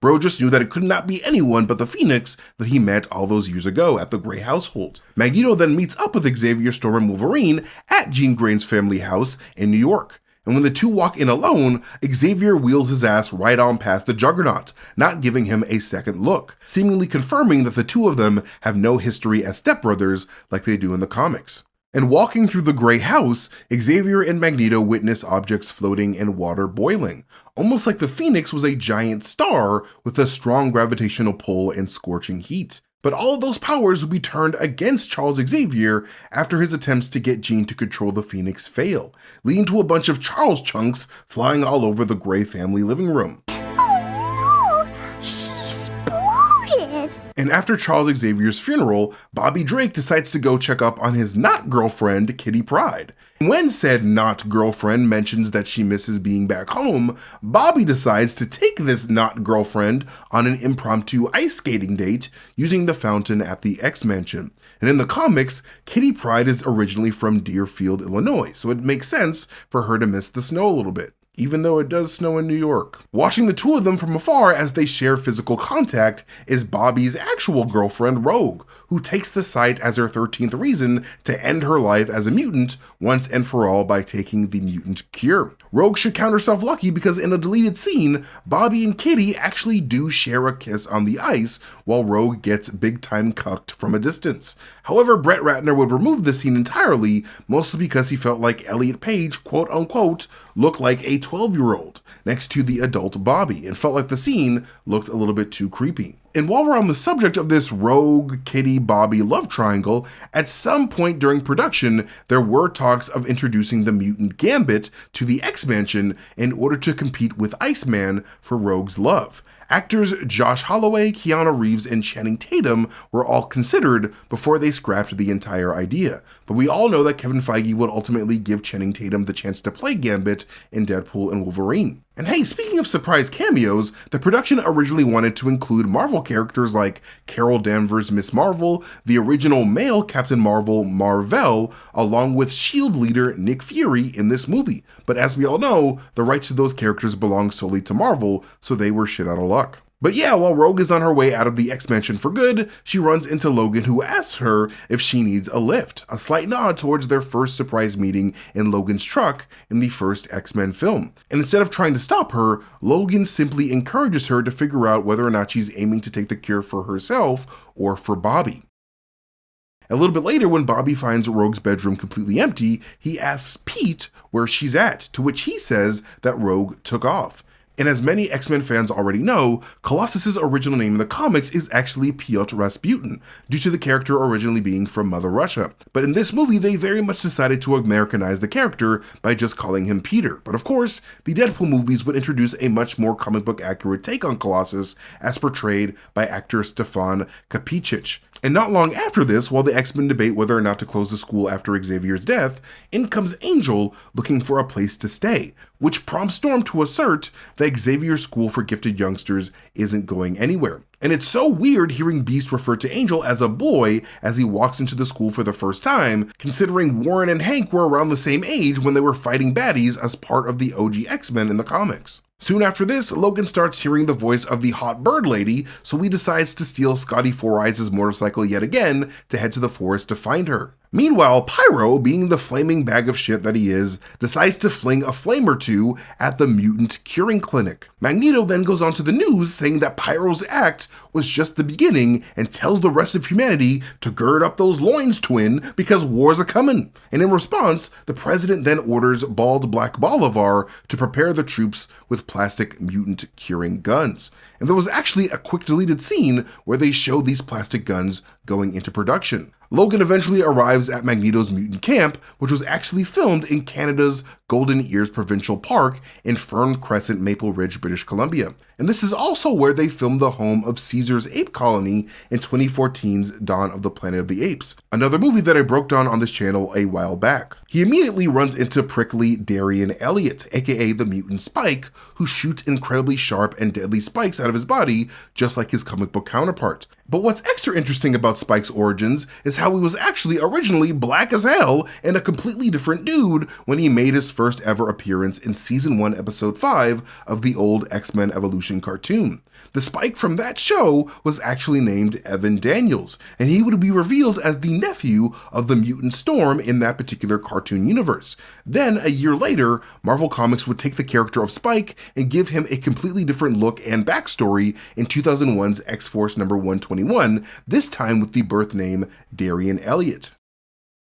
Logan then goes on a light jog through the forest, slicing up all the mutant resistance in his way, much like the character would to a bunch of soldiers shortly before his death in the 2017 film Logan. Afterwards, Wolverine arrives just in time to see Malcolm X Jean give a rousing speech to his army. And when the rally concludes, Logan tries to meet up with Jean, but Magneto immediately hits him with that Yeetus Wolverinus and sends him flying. And with their camp now compromised, Magneto decides to assault the Alcatraz facility early, leaving the mutant Multiple Man behind to act as a decoy for the government after Raven Darkholme gives up Magneto's location. Magneto then arrives at the Golden Gate Bridge in San Francisco, California, and on the bridge is a pre-production 2007 Mercedes-Benz GL450 with a family inside. Magneto would then come to shuffle some of those cars around and lift the entire Golden Gate Bridge to transport his army to Alcatraz. This moment seems to be inspired by New X-Men 147, where Magneto uses his powers to tear both the Brooklyn and Manhattan bridges apart. And because the city of San Francisco would prohibit the production to film anywhere near the Golden Gate Bridge, they were forced to spend $35 million to recreate a small basketball court-sized section of the Golden Gate Bridge for this scene. And as little Jimmy watches Magneto approach from his cell, we can see him standing on a green-covered bed, likely a slight nod towards Jimmy's green skin in the comic books. And after Magneto successfully drops the bridge onto Alcatraz Island, there was actually supposed to be a deleted scene where Jean Grey seems to empathize with one of the crying girls in the back seat of that Mercedes. A moment that I really wish they kept in the movie because it gives Jean Grey a little bit more agency over the Phoenix. Meanwhile, over at the X-Mansion, the X-Men prepare to do battle with Magneto. Iceman expresses doubt that the six of them could do much to stop Magneto's huge army, but Wolverine gives him a pep talk. If we don't fight now, everything they stood for will die with them. I'm not gonna let that happen. Are you? Then we stand together. X-Men. All of us. This moment could have actually played out a lot differently if one of the scenes did not get deleted. Instead of Logan convincing the less experienced X-Men to join the battle, another take of this scene has Logan attempting to convince Iceman, Kitty, and Colossus to stay behind. They're not coming. Hey, we've trained for this. This isn't the danger room, Bobby. Logan, we're ready to fight. Fight for what? You better know the answer, because you go to war, you might not come home. She might not come home. You ready for that? We're not kids anymore. We're X-Men. What does that mean, apart from the X on your chest? It means we fight to protect those who Hate and fear us? Yeah, I heard that one, but it's just words. No, that's not what it means. It means we're a family, all of us. And we fight as one or not at all. That's what it means. You have no idea what's waiting out there. Magneto's got an army this time. And Jean. His powers have limits. Hers do not. If we don't stop them now, then nobody can. Well then. Seems to me you need all the help you can get.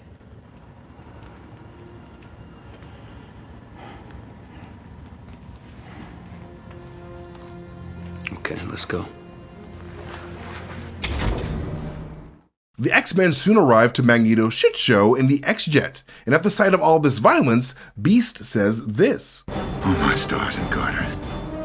"Oh my stars and garters" is of course an iconic catchphrase of Hank's ever since he first used it in the pages of Avengers 137. And fun fact, this line would not be in the movie at all if it wasn't for the movie's executive producer and future head of Marvel Studios, Kevin Feige, who strongly felt like it should be said at least once by the character. The X-Men then hop off the X-Jet to join the battle. Storm flies into the air about to use her powers on a bunch of enemies, but she is quickly tackled by Callisto. And it's kind of a bummer that that happened because in a deleted scene, Storm was originally supposed to summon a gigantic wave against Magneto's forces before shocking them with lightning.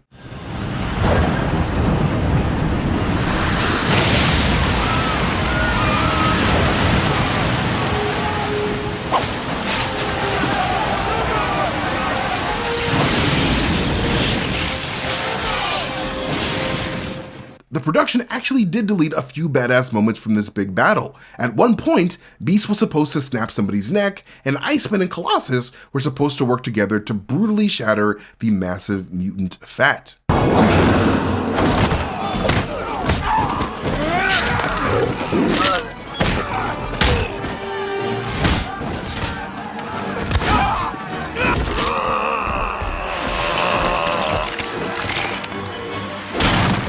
And meanwhile, as Juggernaut attempts to ram through the walls of the facility in search of Jimmy, Kitty Pryde uses her wall-phasing powers to chase after him, and eventually phases him into the floor. This of course leads to the Juggernaut saying his iconic line, "Don't you know who I am? I'm the Juggernaut, bitch!" Brett Ratner actually included this line in the movie as a reference to the popular internet video created by Xavier Nazario and Randy Hayes in 2005.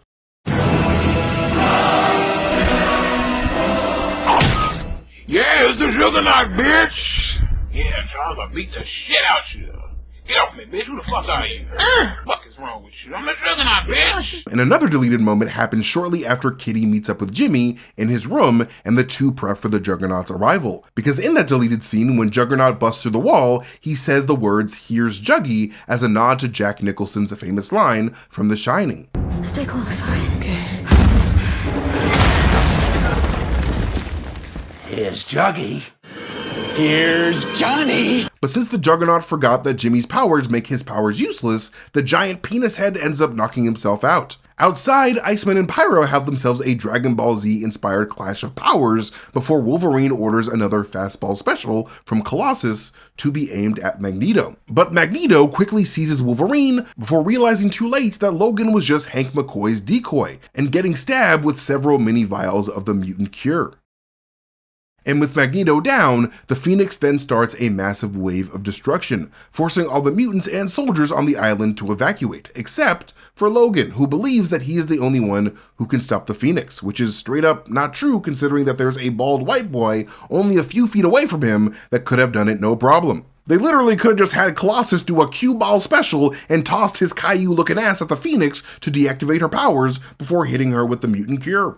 Just saying. But that of course would not be as dramatic as Wolverine having his skin peeled off while making his way to Jean, exposing his adamantium skeleton in the process. Wolverine then tells Jean that he loves her before piercing her with his adamantium claws, killing her. Not exactly the kind of penetration the Phoenix wanted when they almost got it on in the infirmary, but hey, beggars can't be choosers. And then the movie ends with Scott and Jean being buried next to the professor, and Rogue returning to the school completely cured of her mutant powers, which is super whack in my opinion, but I'm glad that she's happy. They also filmed another take of this scene where she tells Bobby that she was not able to go through with the process because she's happy the way that she is, a moment that I felt would have been much fitting for the overall tone of the third act.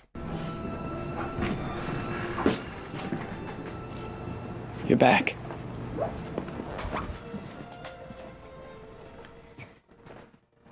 I couldn't do it. I'm sorry, Bobby. This is me.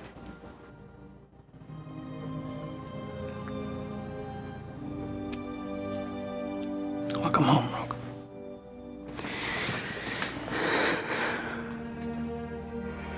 And after this, we see Storm welcoming all the students back for a new year of school before we see Wolverine watching Hank McCoy accept his new position as US ambassador to the United Nations. A deleted scene was shot where Hank does not become an ambassador at all, but stays at the Xavier School to be a teacher alongside Storm and Wolverine.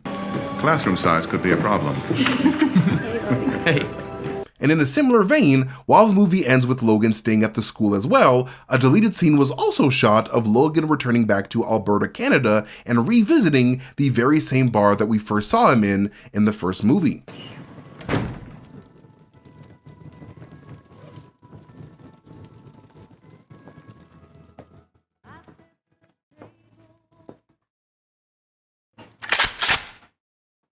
Heard a noise.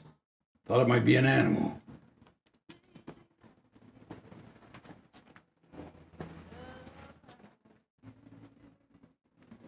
I remember you. Yeah? Yeah.